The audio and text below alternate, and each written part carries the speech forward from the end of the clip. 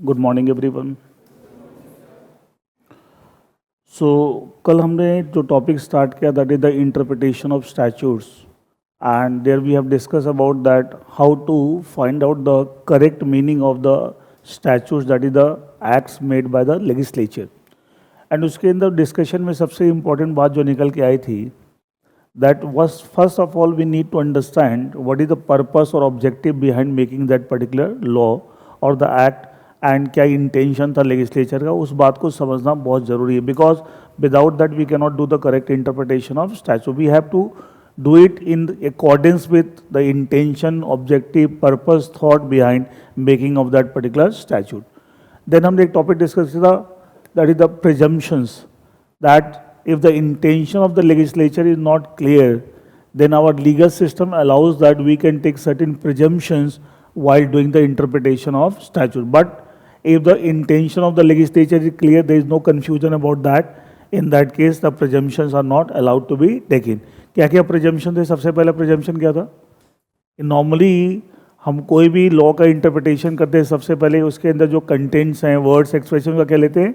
Literal meaning unless there is some technical meaning as per the definition given under the law. दूसरा क्या था? Criminal laws में एक बंदे की लाइबिलिटी कब होती है? और लाइबिलिटी कब होती है? when actually there is a mens rea and without mens rea आपको कोई लाइबिलिटी नहीं होती। इन द क्रिमिनल लॉ मैंने एग्जांपल देके समझाया था आपको। एंड नंबर 3 क्या था आपका? Normally, government and government institutions are not covered under the various laws. However, it is expressly mentioned that this law will also apply on the government and government institution, तो उस पर apply होगा। ठीक है। Number 4 हमने discuss किया था इस स्टैच्यूट में भले कोई मिस्टेक हो, जब तक आपको लेजिस्लेचर उसे अमेंड नहीं करता, हम मान के चलते हैं जो स्टैच्यूट बना हुआ वो सही बना हुआ है। इन अदर वर्ड्स हमें वही फॉलो करना पड़ेगा।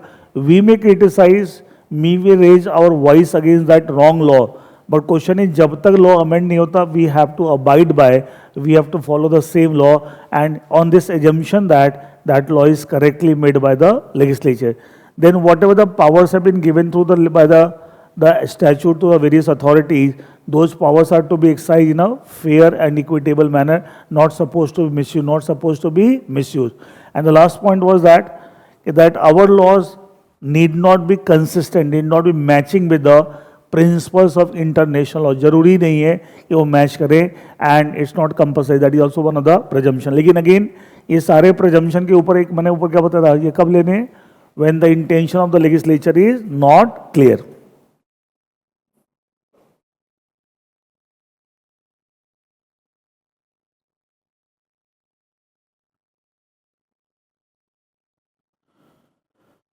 Now coming to the third aspect, need or importance or significance of interpretation or construction of statutes.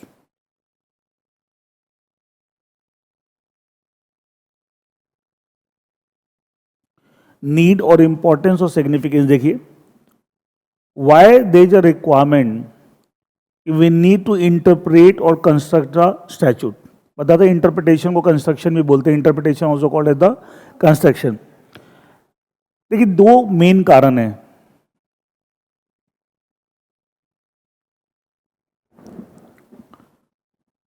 जब लेजिस्लेचर लॉ बनाता है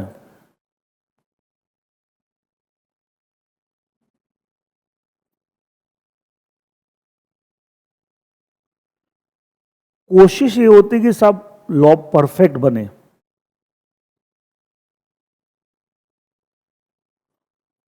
बट कितनी भी कोशिश करो कुछ ना कुछ आपको गलतियां रह जाती हैं। अच्छा, इसका मतलब क्या हुआ? गलतियां क्या इंटेंशन में थी या वर्ड्स में? वर्ड्स में जो लिखा गया उसमें कुछ गलती रह गई है। इंटेंशन गलत नहीं थे, बट मे बी जिस शब्दों का इस्तेमाल किया गया while making the law, while making the statute, वो शायद पूरी तरीके से इंटेंशन को कन्वे नहीं कर पा रहे हैं।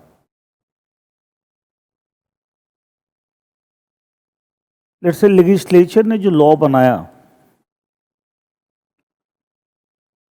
कोशिश होती है कि परफेक्ट लॉ बने, बट प्रैक्टिकली कुछ ना कुछ रह ही जाता है। मैं भी एग्जाम्पल भी आपको दूंगा।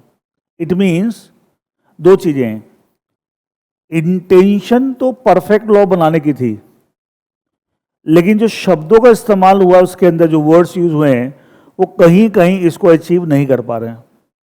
और ये होता है, आप कितना भी कोशिश कर लिए कुछ ना कुछ कमी रह जाएगी, कुछ ना कुछ कमी रह जाएगी। अच्छा, जब इंटेंशन के हिसाब से परफेक्ट लॉ बनाना था लेकिन शब्दों में कोई ना कोई कमी रह गई है, इसका मतलब अगर हम इंटरप्रिटेशन प्लेनली जो लिखा हुआ वर्ड्स खाली वो करें, not going beyond that, we are not going beyond the words, तो क्या मीनिंग में कुछ ना कुछ कमी रह जाएगी? ये सुनो, क्योंकि ये तो पूरे परफेक्ट बना नहीं है वर्ड्स, ठीक है, तो हमें करना क्या चाहिए? शुड बी इंटरप्रेट, मैंने अब बार बार कहता है इंटरप्रिटेशन में सबसे इंपॉर्टेंट बात क्या होती है? इंटेंशन को। तो first we need to understand this. It means again क्या बात है कि अगर हम इंटरप्रिटेशन नहीं करेंगे, proper interpretation keeping in mind the intention of the legislature, तो क्या होगा कि अगर वो शब्दों में कोई इम्परफेक्शन रह गई है, हम इनपरफेक्ट ही आपको इंटरप्रिटेशन कर रहे हैं, गलत होगा कि नहीं होगा? That's why we need to interpret keeping in mind the intention of the legislature, thereby making it perfect. तो कमी रह गई लेकिन हम अल्टीमेटली उसको क्या कर रहे हैं? परफेक्ट बना रहे हैं with the help of interpretation और construction of statute, and that's why there is importance और सिग्निफिकेंस ऑफ द इंटरप्रिटेशन। जैसे मैं आपको एग्जाम, एक किसी को एक चीज दूसरे तरीके से बोलते हैं, जो शब्दों का इस्तेमाल हुआ लॉ में, क्या उसको लेटर ऑफ द लॉ बोल सकते हैं? ये समझते हो? लेटर ऑफ द लॉ मतलब लॉ में क्या लिखा हुआ है, और इंटेंशन को बोलते हैं स्पिरिट ऑफ द लॉ। क्या बोलते हैं? Spirit of the law. एक बोलते हैं लेटर ऑफ द लॉ जो लिखा हुआ है, और स्पिरिट क्या उसके पीछे ऑब्जेक्टिव था, पर्पस था, intention, that is spirit of the law. It means, अब आप खुद सोच के मुझे बताओ कि whenever there is a clash between these two, intention और that is the spirit of the law and the letter of the law में clash हो, तो किसको इंपॉर्टेंस ज्यादा देंगे? स्पिरिट को।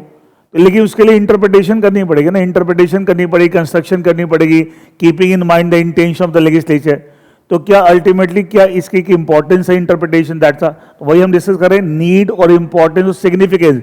तो अगर मान लिया हम प्रॉपर तरीके से इंटरप्रिटेशन नहीं करें तो we'll stick to only this. कल भी मैं क्या बता रहा था, ज्यादातर लोग लॉ का मतलब क्या समझते हैं? जो शब्द लिखे हैं खाली वो पढ़ लो और ज्यादातर उसका हिंदी में ट्रांसलेशन कर लो, हो गया लॉ, ठीक है।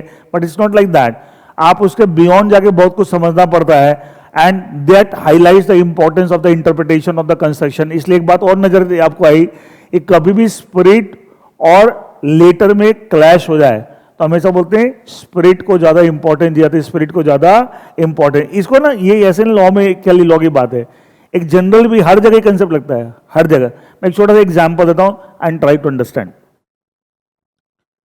अच्छा, नॉर्मली हमारे सोसाइटी में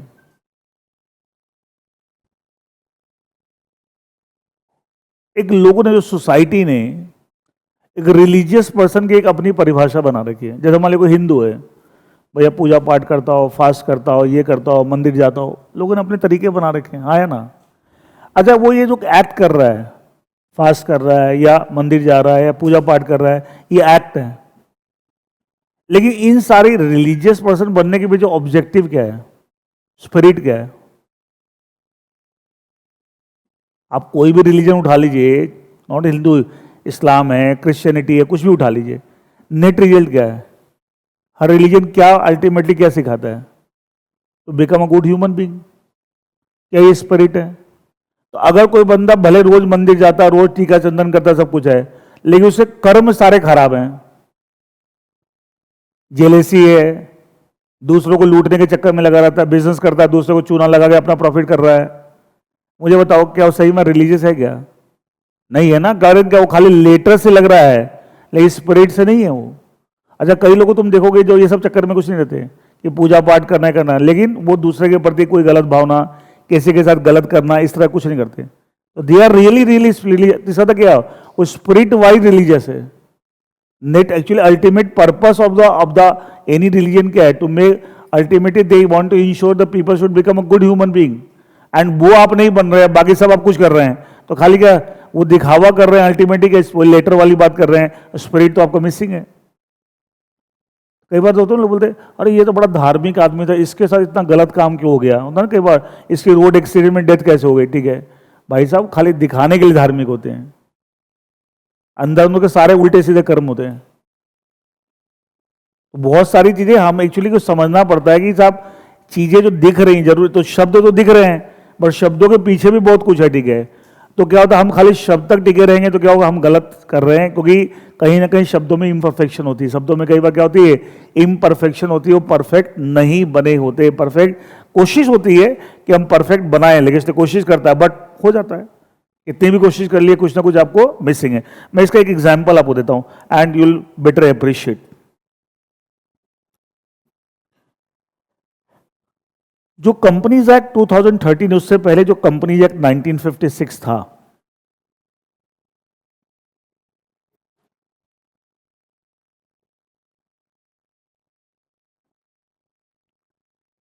उसमें just to understand this particular point,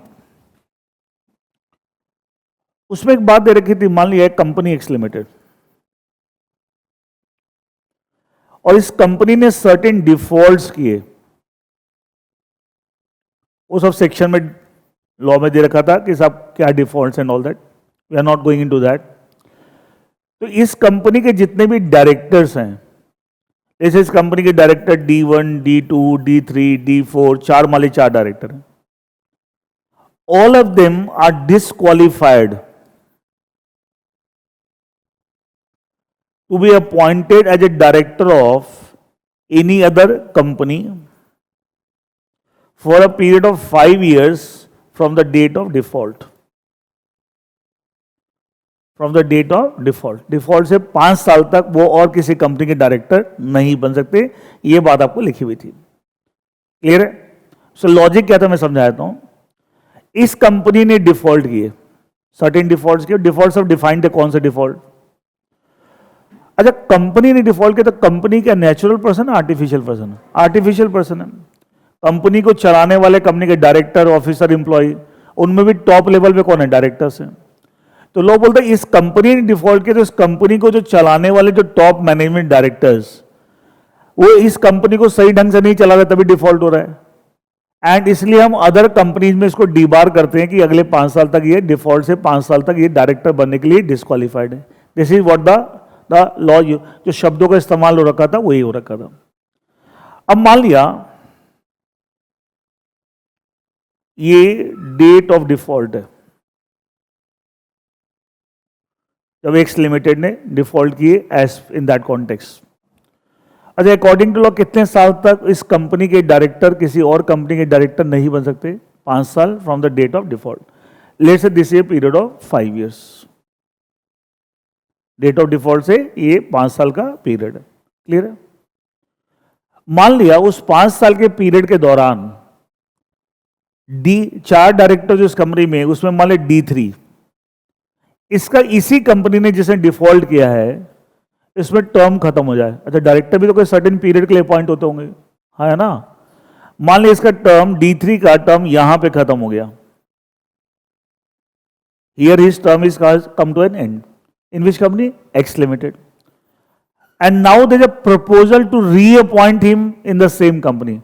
पहले वाला टर्म खत्म हो गया जितने टाइम के लिए अपॉइंट होता, अब उसको रीअपॉइंट करने की बात चल रही सेम कंपनी में। क्लियर है? अच्छा, शब्दों के हिसाब से देखें तो सेक्शन क्या कहता था? 5 साल तक आप किसी और कंपनी के डायरेक्टर नहीं बन सकते। लेकिन क्या शब्दों के हिसाब से क्या उस सेम कंपनी का डायरेक्टर रीअपॉइंट हो सकता था? हाँ है ना? शब्दों के हिसाब से ये मीनिंग आ रहा है। तो लॉ से दैट जो लैंग्वेज थी, जो सेक्शन में लैंग्वेज थी, it was saying that the directors of the defaulting company, जो डिफॉल्ट किया है, they are not eligible to be appointed a director of any other company for a period of 5 years from the date of default. इसका मतलब मैं शब्दों के हिसाब से, लेटर ऑफ द लॉ के हिसाब से देखूं, क्या सेम कंपनी में वो रीअपॉइंट होने के लिए एलिजिबल है? हाँ या ना? लेकिन एक चीज बताओ मुझे, शब्दों के हिसाब से तो ये मतलब आ रहा है, शब्दों के हिसाब से तो ये मतलब लेटर ऑफ द लॉ के हिसाब से। लेकिन एक चीज बताओ, जिस कंपनी को ये लोग मिसमैनेज कर रहे हैं, सही तरीके से मैनेज नहीं कर रहे हैं, उस कंपनी में बंदा रीअपॉइंट हो रहा है और इसमें यहां मिसमैनेजमेंट, इसकी वजह से हम और कंपनी में डायरेक्टर नहीं बनने दे रहे। क्या logically does it sound good? Logically does it sound good? या it's looking very illogical interpretation, it's a very illogical.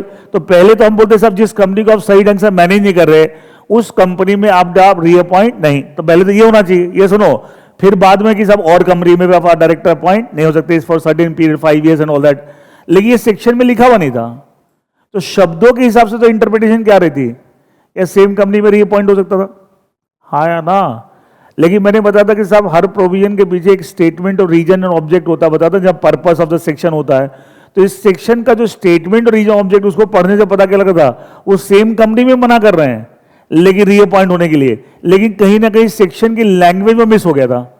अब मुझे बताइए जब हम प्रॉपर इंटरप्रिटेशन करें तो are we only doing the interpretation with the help of contents of section, और we are also referring to the statement और reason object? क्या खाली हम सेक्शन के कंटेंट पढ़ के इंटरप्रिटेशन करेंगे, या ऑल्सो रेफर द स्टेटमेंट और reason object? Also refer why, मैंने बताया था keeping in mind the intention, और इंटेंशन कहां से पता लगेगा, स्टेटमेंट ऑफ रीजन ऑब्जेक्ट, वहां से बात पता लग रही थी। वो सेम कंपनी के लिए भी सोचा था कि रीअपॉइंट ना हो, लेकिन कहीं ना कहीं सेक्शन की लैंग्वेज में मिस हो गया। इसका मतलब लेटर ऑफ द लॉ के हिसाब से तो रीअपॉइंट हो सकता था, लेकिन स्पिरिट ऑफ द लॉ के हिसाब से क्या रीअपॉइंट हो सकता था? नहीं। एंड दैट्स वाई सही इसकी इंटरप्रिटेशन यही थी कि ये रीअपॉइंट नहीं होता। अच्छा, कई लोग क्या कर रहे थे जब ये ओल्ड एक्ट चल रहा था कि ये इसकी इंटरप्रिटेशन कर रहे थे सेम कंपनी में रीअपॉइंट हो सकता है, कोई कहीं लिखा हुआ नहीं है।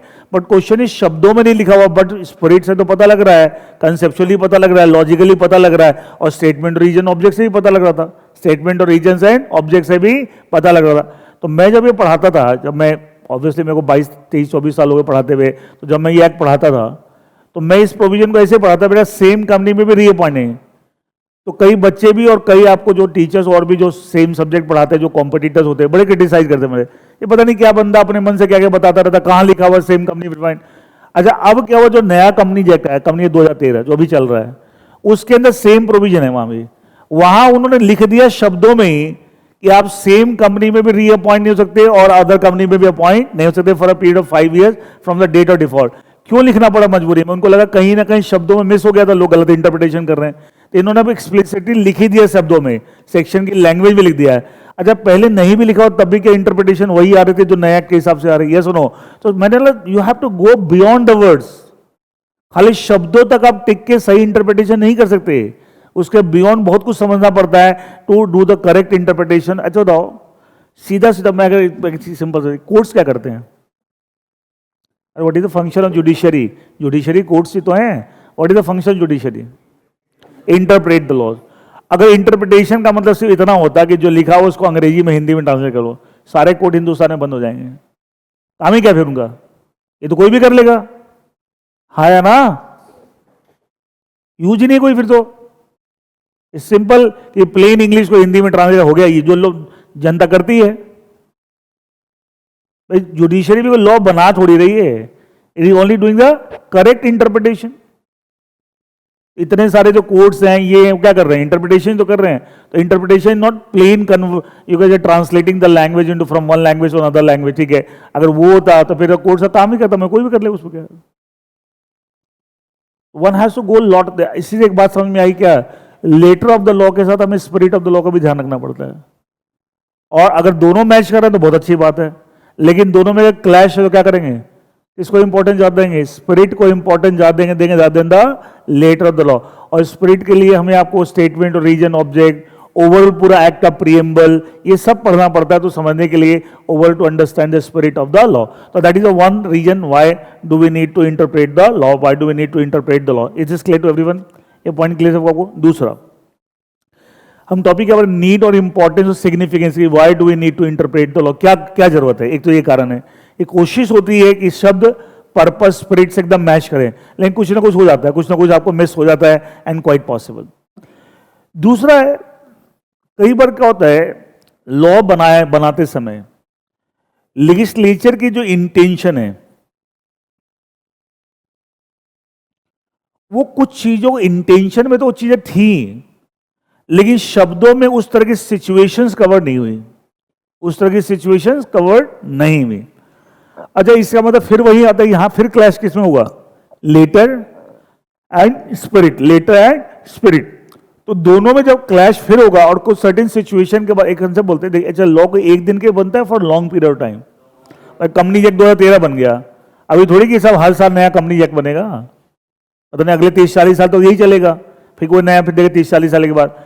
तो इसका मतलब जब बना तो कई बार ना आगे 10 साल 15 साल 20 साल समाज में क्या नई चीजें आएंगी, हो सकता है लेजिस्लेचर उसको फोर्स ही नहीं कर पाता है, फोर्स की क्या क्या चीजें बदल सकती है समाज के अंदर। अच्छा, जो जो चीजें वो फोर्स ही कर पाते क्या उसके अकॉर्डिंगली प्रोविजन डाल देते हैं, but the situation they are not able to foresee, they are not able to foresee, तो वो नहीं डाल पाते हैं।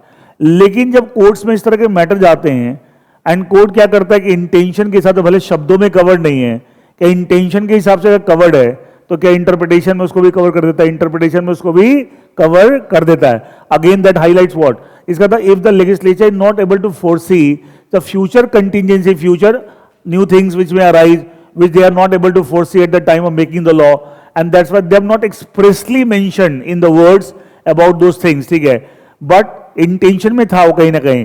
तो क्या जुडिशरी इंटरप्रिटेशन करके उन चीजों को भी कवर कर देते, उन चीजों को भी कवर कर देते। अरे इस प्रोसेस में क्या लॉ बदल रही है? नो, ओनली थिंग जो क्लैश हो रहा है between letter and the spirit, और स्पिरिट को ज्यादा इंपॉर्टेंस देते हुए क्या करते हैं, and they could do the correct interpretation of the statutes. अच्छा, अभी है ना आपने सुना होगा इंडियन पीनल कोड, जो आपने फाउंडेशन पढ़ा था, criminal law civil law and all गए, तो जो IPC the Indian penal code 1860, सुना होगा, इसकी जगह नया आ गया भारतीय न्याय संहिता, बीएनएस, सुना होगा? सुना नहीं सुना?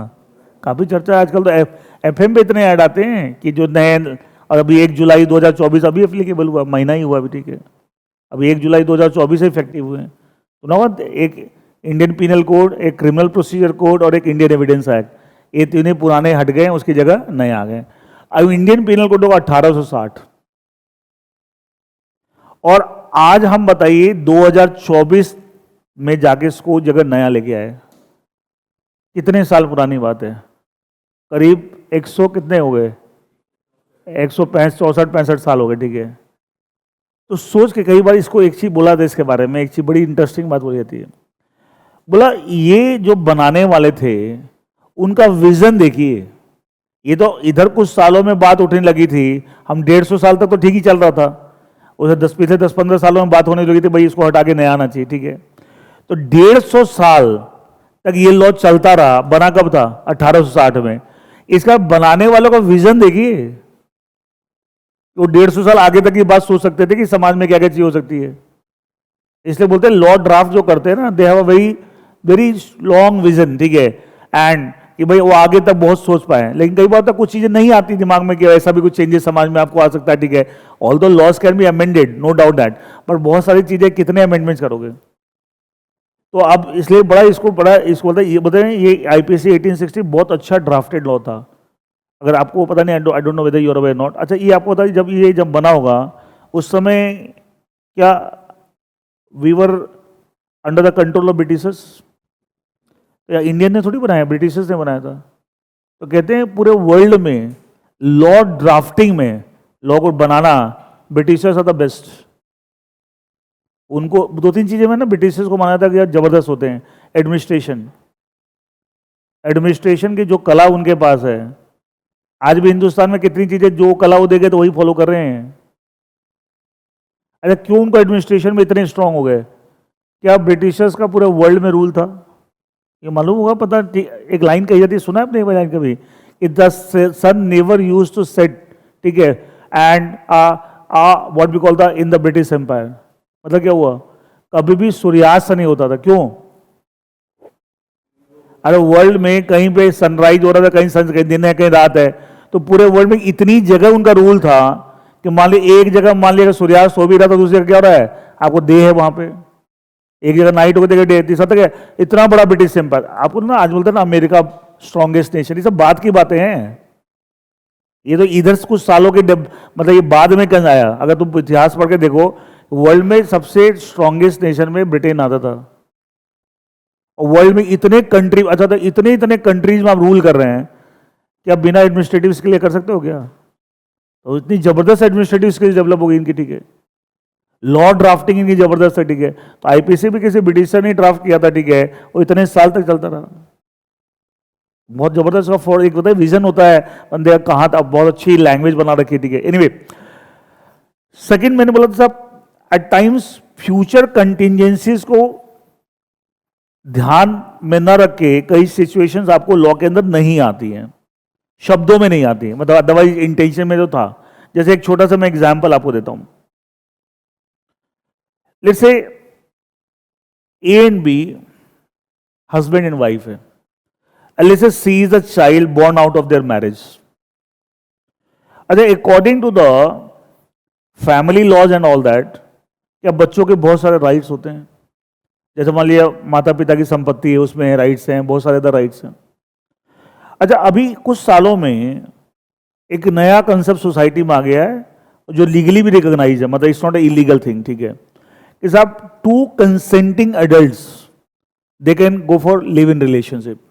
अभी समाज का एक नया एस्पेक्ट है, लेकिन जब फैमिली लॉज बने थे, जिस समय बने थे, जिन ईयर में बने थे, उस समय सब चीज कुछ सोचता नहीं था कि सब समाज में ऐसी चीजें भी हो सकती हैं। एंड ये इलीगल नहीं है, ध्यान रखना, इलीगल है, ठीक है। कई लोग बोलते हैं ना सब ये कितनी गलत बात है, ठीक है। याद है फाउंडेशन में भी मैं बताता हूं, मैं फिर से बता देता हूं। दो चीजें होती हैं, एक होती है मोरलिटी और एक होती है लीगलिटी। ये दो अलग अलग चीजें होती हैं।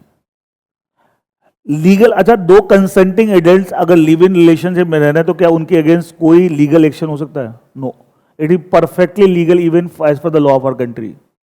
Court cases and all that perfectly legal है, ठीक है।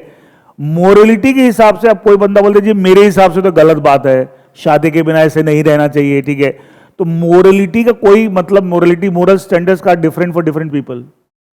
वो आप अपने अपने स्टैंडर्ड बना रखे हैं, इसका कोई कानून से कोई मतलब नहीं है। तो दोनों चीज मिक्स नहीं करना, मोरलिटी अलग चीज होती है, लीगलिटी अलग चीज होती है। तो परफेक्टली लीगल, इसमें कुछ भी इलीगल नहीं है। हम मोरलिटी, अच्छा कोई के फैमिली के लोग होते हैं, बड़े खुले विचार के लोग होते हैं, पेरेंट्स बोलते हैं हमें कोई प्रॉब्लम नहीं है। कई लोग कंजर्वेटिव होते हैं, बोलते हैं यार ये तो बड़ा गलत, कई तो बोलेंगे यहाँ तक, कोई गांव का बंदा बोलते तो पाप है, वो तो यहाँ तक ही बोलते नहीं, सिन, वो यहाँ तक चले जाएंगे, ये सुनो, ठीक है। अभी क्या मोरलिटी स्टैंडर्ड क्या है? अलग अलग है, बट लॉ अलग चीज होती है, मोरलिटी अलग चीज होती है। क्या होता है कई बार हम ये सब चीज को डिफरेंशिएट नहीं कर पाते, तो हम सब कंफ्यूज कर देते हैं, सही तो गलत बात है। तो गलत आप किसके एंगल से बोले? मोरल के हिसाब से बोल रहे हैं, आपके मोरल स्टैंडर्ड के हिसाब से गलत है, बट क्वेश्चन है उसकी लॉ के हिसाब से कोई इंपॉर्टेंस नहीं है। या तो इसको समझाने के लिए मैं एग्जाम्पल नॉर्मली बच्चों को देता हूँ, ठीक है। जब क्लास में ना, मैं कहीं ना कहीं मेरी बातों में बात आपको नजर आ जाएगी, मैं नशे के, कोई भी तरह का नशा हो, सिगरेट, शराब, मैं बहुत डेड अगेंस्ट हूँ, तो बच्चों को कहीं ना कहीं क्लास में बताता सर ये गलत चीजें हैं, ठीक है, बहुत गलत चीजें कहीं ना कहीं लाइफ में ट्रबल ही करती हैं। अब लेकिन एक चीज देखिए, क्या हमारे देश के कानून के हिसाब से अगर किसी को शराब पीना अकॉर्डिंग टू एज होता है ना, सर्टेन एज है, अलाउड है, तो लीगल एंगल से गलत है क्या? अगर पी रहा उस एज में है तो क्या लीगल एंगल से गलत है क्या? तो मैं तो morality as a teacher morality के हिसाब से बताता हूँ या गलत है, और हेल्थ वेल्थ के इश्यू से बताता हूँ, लेकिन कानून के हिसाब से कोई गलत नहीं है। मैं तो एक तो मोरलिटी, दूसरा health issues, social bad impact, ठीक है, फैमिली में बैड इम्पैक्ट आते हैं, उस एंगल से बताता हूँ। अब सोचिए, देखो मैं ये सब बताता हूँ क्लास के अंदर, मैं मान लिया कोई बच्चा किसी क्लब में गया, वहां उसने मुझे देख लिया कि सर सब भी क्लब में है, और वहां पर लिटिल लिटिल लगा रहे हैं, समझते हैं लिटिल लिटिल, ठीक है, वहां चल रहा है, दो चार जाम चल रहे हैं। अब बच्चे के दिमाग में क्या आएगा? क्लास में तो भाषण बहुत देते हैं, और यहाँ खुद ही शुरू हो रखे हैं। अच्छा एक चीज बताइए, यहाँ पे मेरे को गलत समझ रहा है लीगल एंगल से, मोरल एंगल से? वो लीगलिटी में तो कुछ गलत ही नहीं है, मेरे को लीगल एक्शन थोड़ी हो सकता है। तो I just give an example to make understand there is a big difference between morality and legality. Mix नहीं करना चीजों को, और आप मिक्स करोगे तो फिर आप समझ नहीं पाओगे चीजों को, ठीक है।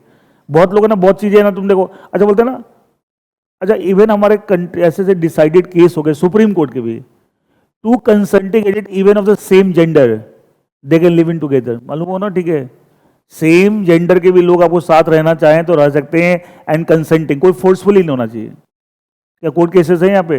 अब कई लोग बोलते हैं यार ये क्या बात है, ये तो गलत है। अरे भाई तुम, फिर वही मोरलिटी है, वो लीगल एंगल से कुछ गलत नहीं है, लीगल एंगल से कुछ भी गलत नहीं है। अब कैसे कोर्ट केसेस हो चुके हैं आपके, ठीक है, अलाउ कर दिया है। Now what I was saying, let's say A and B, मान लिया husband wife and C is a child born out of the marriage, तो बच्चों के बहुत सारे राइट्स अकॉर्डिंग टू लॉज, ठीक है। अब मान लिया कोई एक्स एंड वाई है who are in live in relationship, and out of the live in relationship the child is born Z.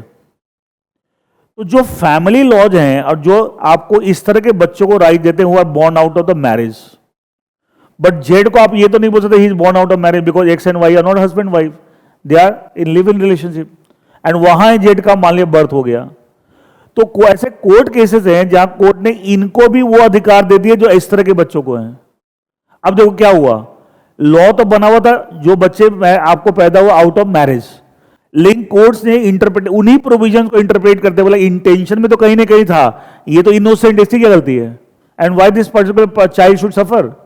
तो इसमें क्या किया, कोर्ट्स ने क्या किया, इंटरप्रिटेशन करते समय इंटेंशन को ज्यादा इंपॉर्टेंस दिया, एंड शब्दों को इंटरप्रेट, शब्दों के हिसाब से तो ये कवर नहीं हो रहा है, बिकॉज जैसे child born out of marriage, and ये तो मैरिड कपल नहीं है, ये सुनो, तो उस केस में तो देखा जाए लॉ लैंग्वेज के हिसाब से कवर नहीं हो रहा Z, and you should not get the benefits of those law. लेकिन कोर्ट केसेस है जहां कोर्ट्स ने दे दिया, अच्छा कोर्ट्स ने ये बेनिफिट दे दिया, उसी लॉ के प्रूविंग इंटरप्रेट करके क्या किया है, क्या इंटेंशन को ध्यान में रखते हुए, इंटेंशन को ध्यान में रखते हुए, भले शब्दों में ये सिचुएशन कवर नहीं थी बट उस सिचुएशन को भी कवर कर दिया है, एंड कीपिंग इन माइंड। अच्छा तो वो सारी बात घूम फिर के कहां जाती है, इंटेंशन, पर्पस, स्पिरिट, हर बात तो घूम फिर के वहीं आ जाती है। अच्छा पहले वाला जो मैंने बताया इंपॉर्टेंस, क्या उसको फिर स्पिरिट से लिंक किया था, यहां भी किससे लिंक किया है, स्पिरिट। मैं बार बार क्या बोलता हूं, spirit, intention, purpose most important thing if you really want to do the good interpretation, or if you really want to do the good interpretation of laws। एक बार अपन बुक में देखिए,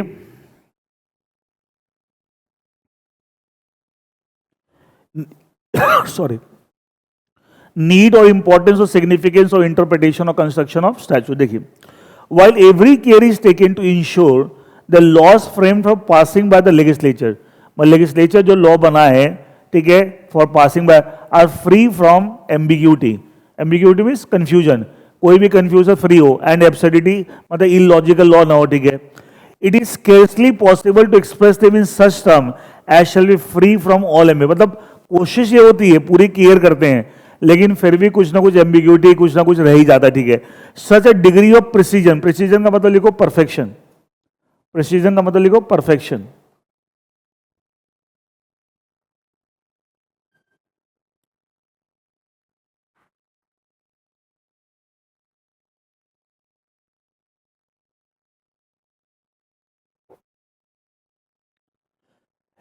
such a degree of precision that is perfection is perhaps unattainable, मतलब जिसको attain achieve नहीं किया जाता, कि आप सोचे एकदम परफेक्ट बन जाए, वो बनता नहीं है, कितनी भी कोशिश कर लिए कुछ ना कुछ कमी रह जाती है, ठीक है।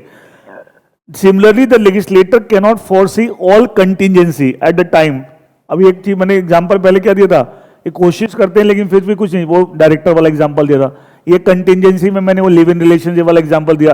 अब इस तरह की सिचुएशन के लिए लॉ मेकर्स फोर्सी नहीं कर पाए थे at the time of making the family laws, at the making time of making the, ऐसा भी कभी सोसाइटी में होगा कि लोग आपको विदाउट मैरिज कंसल्टिंग एडल्ट रहेंगे, उनसे बच्चे भी हो सकते हैं, तो उनके राइट्स का क्या होगा, इस तरह की चीजों के बारे में उन्होंने फोर्सी नहीं किया था, इसे लैंग्वेज में नहीं आया, बट एक्चुअली ऑब्जेक्टिव क्या था कि भाई वो इनोसेंट है, उसको क्यों सफर करे, and that's why his rights should be protected, and that's why there court cases जहां पे वही फैमिली लॉ के प्रोविजन को अप्लाई करके courts have given the protection and the rights to the even those child who are born out of the adults who are in living relationship, they are not the husband and wife, they are not the husband wife। ये सब दोनों बातें आ गई, and ये main चीजें आपको सब जिसको ध्यान में रखते हुए हम बोलते हैं देयर इज अ नीड और इंपॉर्टेंस और इंटरप्रिटेशन और construction of statutes, and that's एक मैं चीज लिख रहा हूं, आप नोट कर लीजिएगा। कुछ शब्द है ना, कुछ है, मैं कुछ वर्ड्स लिखूंगा एंड वो सिनोनिम्स है और ये यूज बहुत होते हैं, एंड वो मतलब सिमिलर से मीनिंग है उनके, ठीक है, लेकिन कोई कई बार क्या होता है बच्चों को उन वर्ड्स का मतलब नहीं पता होता, वो बाद में उनको समझने में दिक्कत होती है। एक तरफ मैं लिख रहा हूं कंफ्यूजिंग और एक तरफ लिख रहा हूं क्लियर। कोई चीज जिसमें कंफ्यूजन है और दूसरा कोई चीज क्लियर है। कंफ्यूजिंग को हम एम्बिगुअस भी बोलते हैं,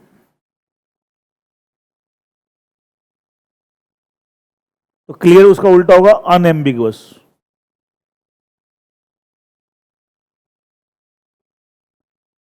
एम्बिगुअस, अनएम्बिगुअस, ठीक है। एक वर्ड और बोलते हैं इक्विवोकल, इक्विवोकल, EQUIVOCL, इक्विवोकल।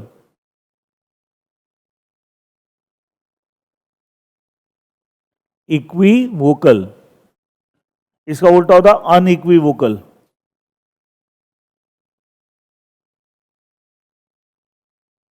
मतलब equivocal is confusing, unequivocal is clear. कई बच्चे उसका उल्टा मीनिंग निकाल देते हैं, ऐसा नहीं है। अच्छा, ये वर्ड कैसे बना इक्विवोकल? देखो सान में, कोई ऐसी बात जो इक्वली दो पार्ट में डिवाइडेड है, मतलब उससे लग रहा कि ये भी मतलब है और ये भी मतलब है, तो वो क्लियर है, कंफ्यूजिंग है? कंफ्यूजिंग है। इक्वल, इक्विवोकल, ठीक है, इक्वली मतलब दोनों चीज लग रही है, ये भी हो सकता है ये भी हो सकता है, इसका कंफ्यूजिंग है। इसका मतलब क्या है? कंफ्यूज। अब उसके आगे हमने अन लगा दिया, अनइक्विवोकल, वो क्या है? क्लियर है। वो क्या है? वो आपको दो चीजों में बटी हुई नहीं है, and it has only one meaning, it has only one meaning. ये वर्ड है ना, ये जो इक्विवोकल है, मैं हमेशा बोलता हूँ पॉलिटिशियंस के लिए परफेक्ट है। अच्छा, पॉलिटिशियंस आप कोई बात कर लीजिए, कभी सुना हो पॉलिटिशियन, कोई पॉलिटिशियन इंटरव्यू वगैरह टीवी वगैरह दिखाते हैं, जितना मीडिया वाले उससे क्वेश्चन पूछेंगे, हर क्वेश्चन का वो आंसर गोलमोल देता है, देना कोई स्ट्रेट आंसर नहीं देगा कि जिससे आपको एग्जैक्टली क्लैरिटी मिले वो कहना क्या चाहता है। हर बात को गोल गोल आंसर देगा। हम बोलते they make all equivocal statements. उसे बोलेंगे इलेक्शंस के बाद कि आपकी पार्टी इस पार्टी के साथ गठबंधन करके सरकार बनाएगी।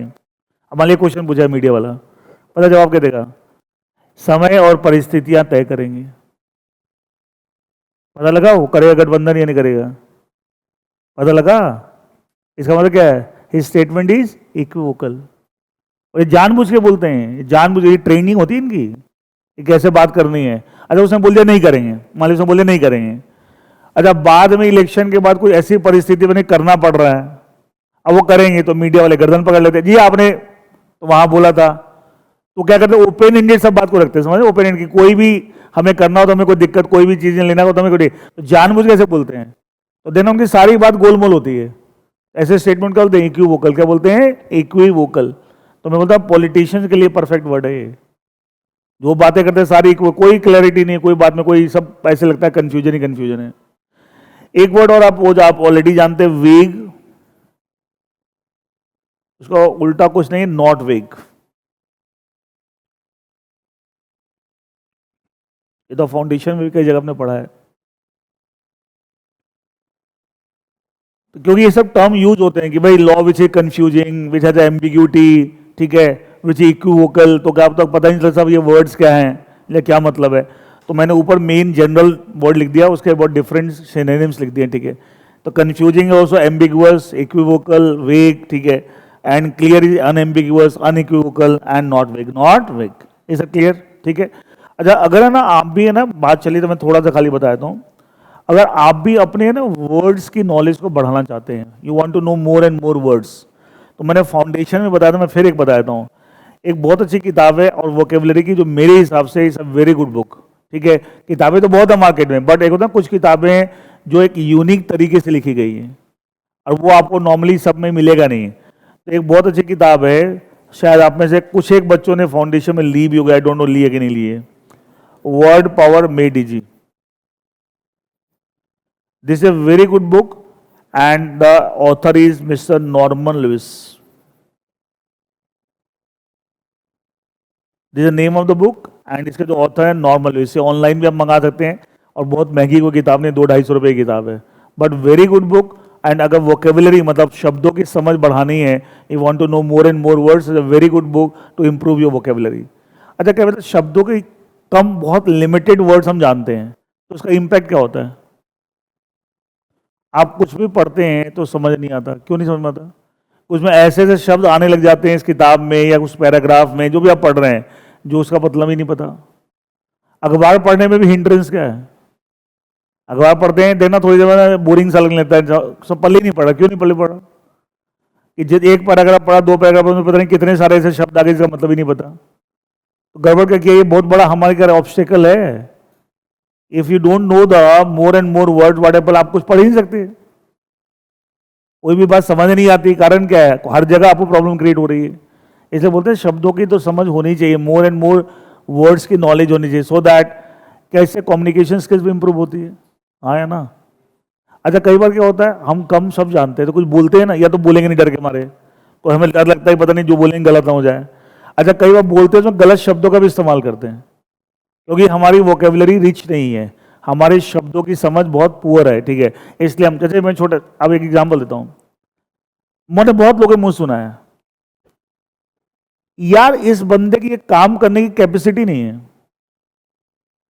बोलते लोग, अरे यार ये किसकी कैपेसिटी नहीं सब करने की। गलत वर्ड है। अच्छा, गलत क्यों यूज कर रहे हैं? क्योंकि बहुत लिमिटेड वर्ड जानते हैं। तो क्या होता है, लिमिटेड वर्ड जानते हैं तो क्या गलत जगह भी उन शब्दों का इस्तेमाल कर देते हैं जहां इस्तेमाल होना नहीं चाहिए। कैपेसिटी वर्ड यूज होता है किसी कंटेनर के लिए। बोला this container has a capacity of 5 litres of water, मतलब क्या हुआ, वहां कैपेसिटी। इंसान के लिए कैपेबिलिटी वर्ड यूज होता है। इंसान के लिए क्या वर्ड होता है, कैपेबिलिटी। अब वो यूज क्या कर रहे हैं, कैपेबिलिटी, वो जानते नहीं, वो कैपेसिटी सब जगह फिट कर रहे हैं। तो कैपेसिटी किसी बर्तन के लिए, किसी कंटेनर के लिए होता है, दिस बोतल, इसमें कितना पानी आएगा, मतलब कैपेसिटी क्या है इसकी, ठीक है। तो ये वहां कैपेसिटी वर्ड, पता है इंसान के लिए कैपेसिटी यूज कर रहे हैं। तो गड़बड़ क्या हो रही है, एक्चुअली बहुत कम शब्दों का जहां की जानकारी है, इस कारण से। अच्छा, यादव फाउंडेशन में मैं एक एग्जांपल देता, अनमैरिड मेल्स, किसी की शादी की एज हो गई लेकिन वो अनमैरिड है, तो नॉर्मली हम क्या बोलते हैं, बैचलर, मतलब है ना। अच्छा, अनमैरिड कोई फीमेल है, लोग उसको भी मैंने देखा बैचलर बोलते हैं, शी इज अ बैचलर। उसके लिए बैचलर वर्ड ही नहीं है। अगर कोई अनमैरिड फीमेल है, she is already age of marriage but she is not married, तो उसके लिए एक वर्ड है स्पिंस्टर। अब शब्दों की समझ ही नहीं है तो क्या करते हैं, वो आप किसी अच्छी जगह जाके बोल दोगे ना कि वो लड़की बैचलर है, सामने वाला हंसे वाला पागल है, इसको देखो लड़की को बैचलर बोल रहा है। तो अच्छी जगह हम बात ही नहीं कर सकते। अच्छा, वो डर क्या होता है, क्योंकि अंदर तो पता होता है कि हमें ठीक से सब पता नहीं है, तो हम बोलते ही नहीं है। तो गड़बड़ क्या हो रही है, तो शब्दों को कभी लाइटली मतलब, more awareness of more and more words, more vocabulary, ठीक है, आपका कॉन्फिडेंस लेवल भी बढ़ता है, आप बात अच्छे से करते हैं, लिखते अच्छे से हैं, सही शब्दों का इस्तेमाल करते हैं, समझते बेटर है, कोई पढ़ सकते हैं आसानी से, ठीक है। वाई, बिकॉज अगर आपको शब्दों की समझ बहुत पुअर है, हर जगह दिक्कत है। एनीवे, सो एक जो न्यूज पेपर है, ये सब चीजें मैं बताता रहता हूँ बच्चों को, भाई ये सब चीजें करो, ठीक है, ये भी लाइफ में मैटर करती है। Now I move on to the main topic. ये तो सब बेसिक कंसेप्ट से इंट्रोडक्शन ऑफ द टॉपिक था। अब हम स्टार्ट करते हैं रूल्स और principles of interpretation of statutes.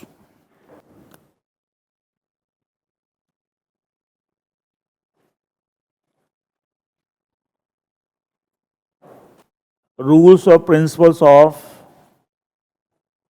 Interpretation और construction of statutes.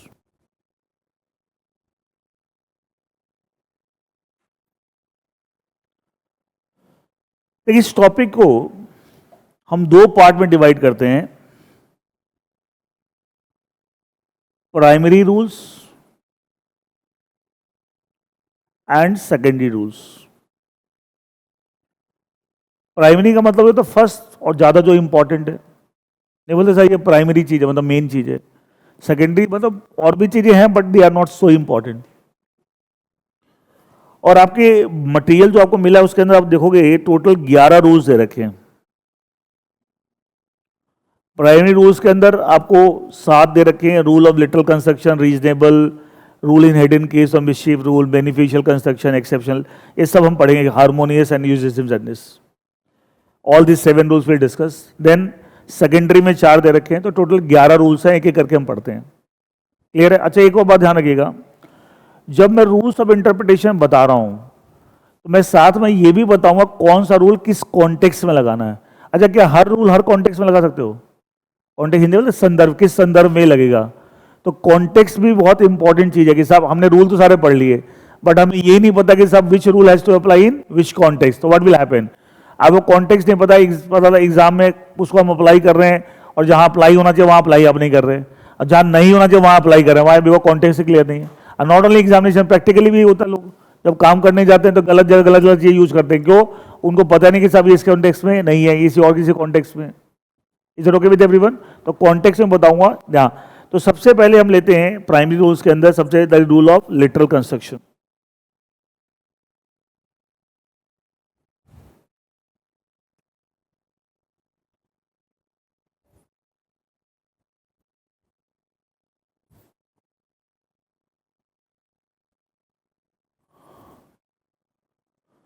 Rule of literal interpretation और लिटरल कंस्ट्रक्शन बताते हैं। इंटरप्रिटेशन और कंस्ट्रक्शन दोनों टर्म हम यूज करते हैं। देखिए, What does this rule say?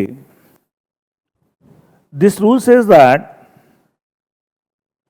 whenever we are interpreting any provision of law, अच्छा एक और बात, कोई भी लॉ को आप पढ़ेंगे, कोई भी लॉ, कोई भी एक्ट, उसका कोई भी सेक्शन, सबसे पहले यही रूल लगाना है। अच्छा मैंने कहा सबसे पहले ये रूल लगाना है, इसका मतलब जरूरी नहीं कि हम यहीं पर रुक जाएंगे, हो सकता है इसके आगे भी जाना पड़े, तो कब जाना पड़ेगा क्या करें सब बताऊंगा, लेकिन स्टार्ट किससे करना है? स्टार्ट हमेशा किस रूल से करना है? Rule of little. डायरेक्टली कोई दूसरा रूल नहीं लगाना कि भाई ये लगाया नहीं पहले कुछ और लगा दिया, you can not do like this. हमेशा पहले कौन सा रूल लगाना है? Rule of literal. इसे सबसे पहले हम डिस्कशन इसी करते हैं। तो whenever we are interpreting any provision law of any act, any section, we have to apply first and the foremost this rule. अब इतनी इसी रूल से काम चल जाएगा या मुझे कुछ और करना पड़ेगा आगे, वो सब चीजें मैं बताऊंगा, बट स्टार्ट हमेशा किससे करना है? रूल ऑफ लिटरल कंस्ट्रक्शन, सबसे पहले ये रूल अप्लाई करना है। अब सवाल उठता है ये रूल कहता क्या है? व्हाट डज दिस रूल से and what is actually this rule is all about? This rule says that whenever we are interpreting any provision or law, उस प्रोविजन के अंदर जो वर्ड्स हैं, जो एक्सप्रेशन है, जो फ्रेजेज यूज हो रखे हैं, उनका हमें लेना है लिटरल मीनिंग। क्या लेना है? Literal meaning. और कल भी मैं बता, लिटरल मीनिंग का मतलब क्या है? Dictionary meaning, popular meaning, natural meaning, ordinary meaning, बहुत सारे टर्म यूज कर सकते हैं। It mean literal meaning means dictionary meaning, popular meaning, natural meaning, naturally लोग जो समझते हैं, ऑर्डिनरी आम भाषा में उसे क्या मतलब समझाते हैं, ये सब एक ही बात है। डिक्शनरी, पॉपुलर, नेचुरल, ऑर्डिनरी, या meaning understood in day to day parlance. Ordinary parlance मतलब आम बातचीत के भाषा में क्या समझा जाता है, meaning understood in ordinary parlance. एक टर्म यूज करते हैं, meaning understood in ordinary parlance.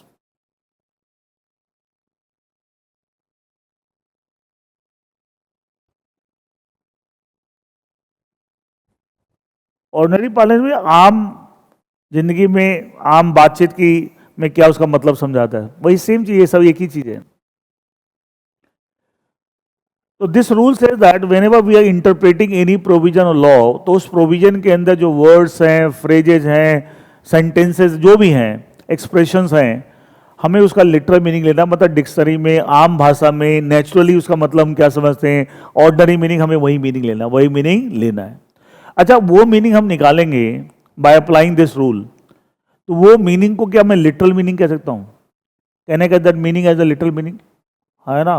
By applying this rule हम जो मीनिंग निकालेंगे, कहने call this meaning as the literal meaning. Yes, अब जो लिटरल मीनिंग हमने निकाला, डिराइव किया बाय अप्लाइंग दिस रूल, अगर उसमें कुछ सर्टेन समस्याएं हो, सर्टेन इश्यूज हो, तो उस केस में लिटरल मीनिंग सही नहीं है। अच्छा लिटरल मीनिंग सही नहीं है, इसका मतलब ये रूल काम नहीं कर रहा। ये रूल अप्लाई करके हमने क्या मीनिंग निकाला?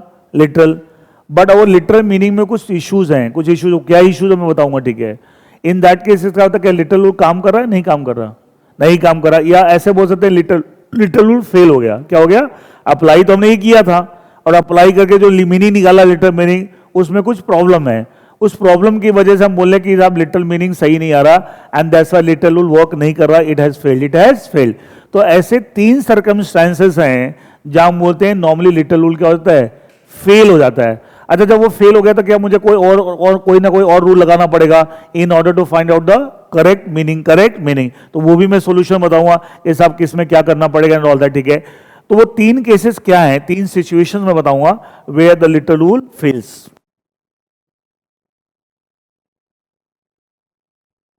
ये आप नोट करना चाहे कर भी सकते हैं, cases where rule of literal construction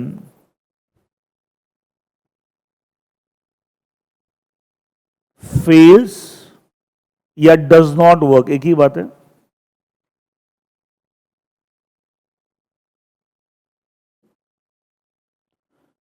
cases where the rule of literal construction fails और डज नॉट वर्क, काम नहीं करता ये।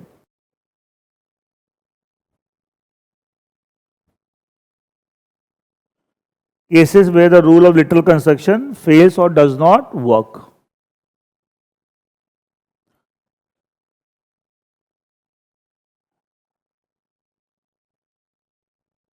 First case,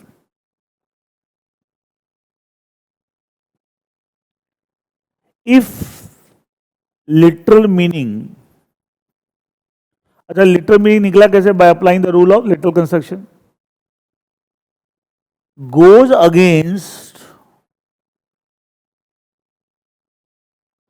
the purpose of law. If literal meaning goes against the purpose of law,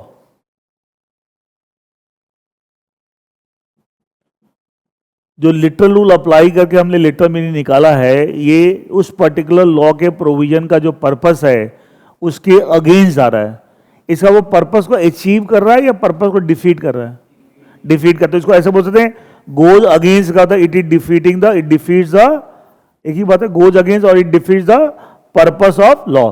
उस particular provision of law का जो purpose है उसको वो डिफीट कर रहा है, मतलब पर्पस को अचीव नहीं कर पा रहा, पर्पस को अचीव नहीं. और अपनी सारी डिस्कशन जो कल की क्लास में आज भी हुआ था, क्या था?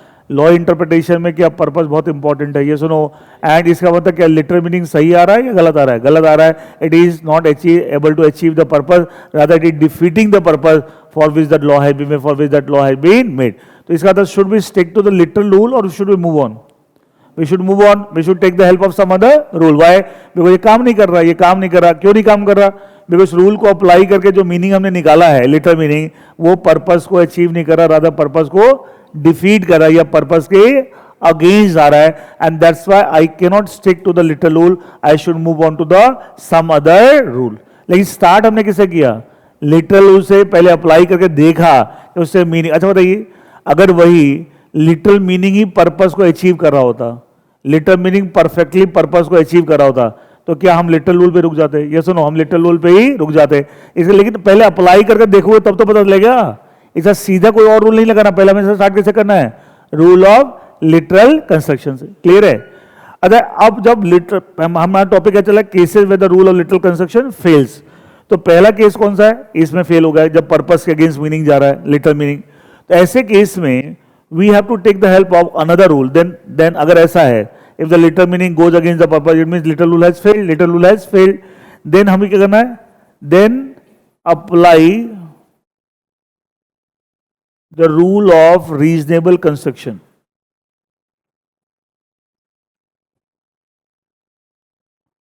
जो कि आपका सेकेंड रूल है. देखो, प्राइमरी रूल में पहला रूल कौन सा है? Rule of literal. दूसरा क्या है? Rule of reasonable construction. सब कनेक्टेड है कि वो फेल हो गया तब हमें दूसरे रूल की हेल्प लेनी है. क्लियर? ये रूल ऑफ रीजनेबल कंस्ट्रक्शन ये बोलता है, अब हमने देन अप्लाई, वो फेल हो गया because purpose, the literal meaning going against the purpose. तो क्या करो?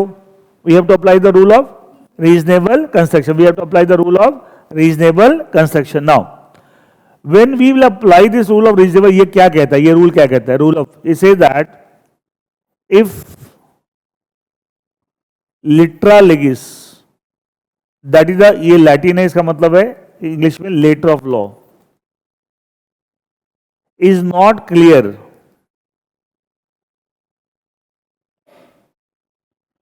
इफ लिट्रा लेगिस, दैट इज, ये लैटिन में, इसका इंग्लिश में मतलब letter of law, is not clear, then interpret the law रेशियो लेगिस, ले, that is the purpose of law, spirit of law, purpose, spirit. बोला अगर लिटरल लेकिन letter of the law clear नहीं है, देन इंटरप्रिटेशन कैसे करो? अकॉर्डिंग टू द रेशियो लेगिस, अकॉर्डिंग टू द पर्पस और द स्पिरिट ऑफ लॉ. इसका मतलब हमने पहले लिटरल इंटरप्रिटेशन किया तो हमने क्या, वो लेटर ऑफ द लॉ ही देखा. मतलब सब वो रूल क्या कहता है? Interpret the as per the literal meaning. तो वहां लेटर ऑफ द लॉ ही देखा हमने, लेकिन वो पर्पस के अगेंस्ट जा रहा हो मीनिंग, तो मुझे इसका मतलब क्या हुआ? Letter of the law clear है, नॉट क्लियर? Not clear. तो हम क्या करना है? We have to interpret the law रेशियो लेगेज, that is the according to the purpose, according to the purpose. ये जो टर्म है ना रेशियो लेगेज, लिटरल लेगेज से लैटिन है, इट्स नॉट इंग्लिश, और इसका मतलब मैंने ब्रैकेट में लिख दिया इंग्लिश में, मतलब इसका क्या है, दैट इज द लिटरल लेगेज is the letter of the law and the रेशियो लेगेज इज द पर्पस और spirit of the law. Clear है? मैं इसका एक एग्जांपल देता हूं, एंड क्योंकि क्या होता है ऐसे आप पढ़ेंगे कि भाई ये हो जाए, लेकिन क्या होता है फिर लोग दिमाग से निकल जाए, जब आप अप्लाई करके देखते हैं तब आपको ज़्यादा क्लैरिटी आती है। और वैसे ही मैंने बताया इस टॉपिक में हम जो भी पढ़ रहे हैं कि हर लॉ में ये सारी चीज़ें क्या हमें अप्लाई करनी है, and that will help in understanding all the laws in a better way.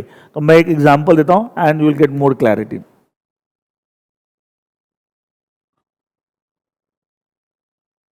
C companies act के अंदर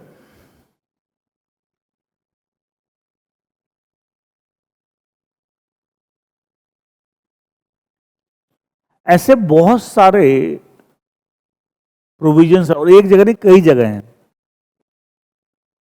कंपनी पे कुछ ऑब्लिगेशन लगा रखी है under the companies act different sections.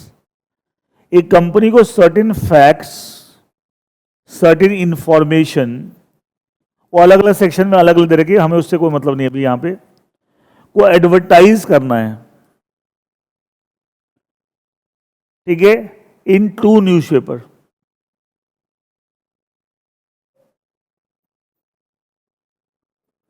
कौन से 2 न्यूज़पेपर? एक तो English language newspaper,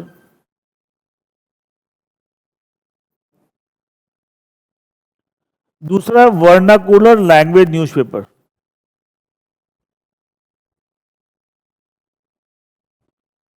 English language newspaper, दूसरा वर्नाकुलर लैंग्वेज न्यूज़पेपर। इसमें आपको एडवर्टाइज करना है। किस चीज को एडवर्टाइज करना, क्या करना है, अभी उसमें हम नहीं जाते, उससे हमें कोई फर्क नहीं पड़ता है। हम जो बात हमें समझ नहीं यहाँ पे, क्योंकि एक जगह नहीं कंपनी में कई जगह ऐसी रिक्वायरमेंट है, तो अलग अलग चीज़ों को एडवर्टाइज करना है, अलग अलग फैक्ट्स और इन्फॉर्मेशन को। बट करना किसमें? 2 अखबारों में, एक इंग्लिश और दूसरा वर्नाकुलर का मतलब होता है लोकल लैंग्वेज। लोकल कहाँ की? उस जगह जहां पे कंपनी का रजिस्टर्ड ऑफिस है, जहां पे कंपनी का, अच्छा रजिस्टर्ड ऑफिस कंपनी का एक ही होता है, पढ़ा ना फाउंडेशन में ही पढ़ा है कि इंटरप्टी के एक कंपनी का एक रजिस्टर्ड ऑफिस, बाकी सारे ब्रांच ऑफिस। तो जहां पे भी आपका रजिस्टर्ड ऑफिस है उस जगह की जो भी लोकल लैंग्वेज है, वरना उस लैंग्वेज के अखबार में, और एक आपका इंग्लिश के अखबार में। क्लियर है? अच्छा, ये जो प्रोविजन है जो कंपनी में एक नहीं कई जगह है, एक जगह नहीं कई जगह इस तरह के प्रोविजन है। हाँ, अलग अलग जगह अलग अलग फैक्ट्स और इन्फॉर्मेशन को एडवर्टाइज करना है अलग अलग टॉपिक कॉन्टेक्स्ट में। लेकिन जो ये 2 अखबार वाली जो बात है कि सब 2 अखबार में से पीछे लॉजिक क्या है, पर्पस क्या है, क्यों लॉ में लिखा हुआ है, इसको पहले समझते हैं। अच्छा, क्या कॉर्पोरेट कल्चर, जो कंपनीज का जो कल्चर है, वर्क कल्चर है, क्या नॉर्मली वहाँ इंग्लिश इन्वायरमेंट है? हाँ ना, नॉर्मली सारी मीटिंग, सारी जर्नली बातचीत, मेल सब किस में होती है? इंग्लिश में होती है। सारे डॉक्यूमेंट्स, पेपर क्या हिंदी में बनते हैं, इंग्लिश में बनते हैं? इंग्लिश में। तो नॉर्मली कॉर्पोरेट कल्चर ही इंग्लिश कल्चर, ये सुनो।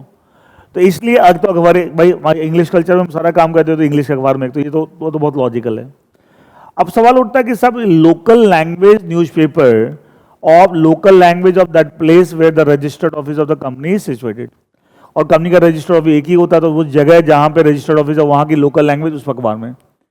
अब इसके पीछे मेनली ये बात समझनी, लोकल लैंग्वेज वाली बात, इसके पीछे लॉजिक क्या है, पर्पस क्या है। ये एक्सपीरियंस किया गया है कि एक कंपनी का रजिस्टर्ड ऑफिस जहां पे होता है उस कंपनी के ज्यादा से ज्यादा शोल्डर उस एरिया के लोग होते हैं। जैसे मान लिया किसी कंपनी का रजिस्टर्ड ऑफिस अगर दिल्ली में है, तो कंपनी के मान लिया कि लिस्टेड कंपनी है, उसके टोटल मान लिया 3 लाख शेयर होल्डर हैं, तो हो सकता है 3 लाख में से 2-2.5 लाख शेयर होल्डर दिल्ली और आसपास के लोग एरिया के हैं। बाकी सब आपको पूरे हिंदुस्तान में शेयर होल्डर उसके ठीक है, लेकिन उसका दिल्ली और दिल्ली के आसपास के एरिया के 3 लाख में सोचता 2.5 लाख शेयर होल्डर यहाँ के हों। तो प्रैक्टिकली देखा कि ज्यादातर आपको एक कंपनी ऐसे बताइए, उनको लोग ज्यादा जानते हैं जहां पे उनका मेन ऑफिस है, जहां पे क्या है मेन, वहां के लोग ज्यादा जानते हैं, वहां के लोग ज्यादा जानते हैं। ये सुनो, एंड उस पॉइंट ऑफ व्यू से जैसे एक छोटा सा एग्जांपल देता हूं, जैसे बिग बाजार आपने सुना है ना? अच्छा, क्या ये जो रिटेल बिजनेस है, क्या उसके लिए कह सकते हैं वहां पे एक ही स्टोर के अंदर आपको हर तरह की चीज आपको मिल जाती है? क्या मोर का नाम सुना हुआ है? MORE सुना है क्या? वो भी रिटेल फॉर्मेट में। ये सुनो, सुना तो होगा मोर का, मम्मी जाते हो शॉपिंग वॉपिंग करने के लिए, ठीक है, महीने की पूरी ग्रोसरी ये वो, ठीक है, हर चीज़ मिल जाए। मोर, बिग बाजार, सब नाम सुने होंगे। डी मार्ट का नाम सुना है? कम सुना होगा, दिखते कम है दिल्ली में। तो डी मार्ट ज़्यादा पॉपुलर वेस्टर्न इंडिया में है, सदर्न इंडिया में। दिल्ली में तो पूरे दिल्ली के, अरे दिल्ली के अंदर मोर और ये क्या ना बिग बाजार कितने सारे हैं, एक आउटलेट हैं, कितने सारे। एनसीआर में देखें, डी मार्ट के पूरे एनसीआर मुझे लगता है 200-300 हो गए टोटल, वो भी इधर रिसेंट ईयर में खुले हैं, पहले तो थे ही नहीं। इसका मतलब क्या, अब डी मार्ट, क्योंकि एक्चुअली ये ऐसी, डी मार्ट तो स्टोर का नाम है, the company means own said, वो आपको वेस्टर्न इंडिया में है, तो उधर बॉम्बे साइड में लोग ज़्यादा जानते हैं उनके बारे में, महाराष्ट्र साइड या वेस्टर्न इंडिया में लोग ज़्यादा जानते हैं, यहाँ नहीं जानते इतना, ठीक है। तो वो हमेशा लॉजिकल जो बात है कि जहाँ पे मेन ऑफिस होता है तो लोग भी उनकी, लोग ज़्यादातर उसकी लोग को समझ उसके बारे में, तो जुड़ते भी लोग वहाँ गए हैं, ठीक है। तो ये देखा गया प्रैक्टिकली जहाँ पे कंपनी का रजिस्टर्ड ऑफिस है, ज़्यादातर शोल्डर कंपनी के उस एरिया के होते हैं। अच्छा, आप जिस एरिया में रहते हैं, जरूरी कि हर शोल्डर कंपनी का पढ़ा लिखा हो और इंग्लिश उसको आती हो, जरूरी है? तो शोल्डर होने का मतलब पैसा आपने इन्वेस्ट किया कंपनी के शेयर्स में, नॉट नेसेसरी कि साहब आपको इंग्लिश ही आती हो, ये सुनो। लेकिन क्या जिस एरिया में जो बंदा रहता है, क्या लोकल लैंग्वेज तो जानता है? हाँ या ना?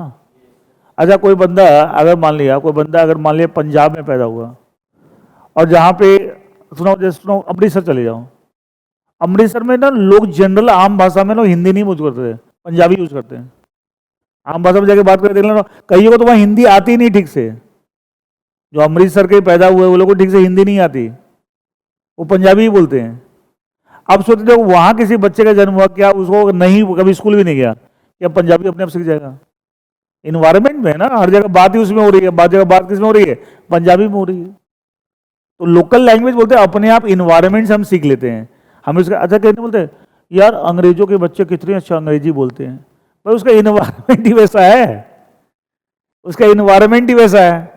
आप भी उस इन्वायरमेंट में पैदा हो। अच्छा, जो इंडियंस की फैमिली वगैरह बाहर चले गए और वहाँ तो उनके बच्चे वैसे अंग्रेजी बोलते हैं, उनका इन्वायरमेंट ही वैसा मिल रहा है।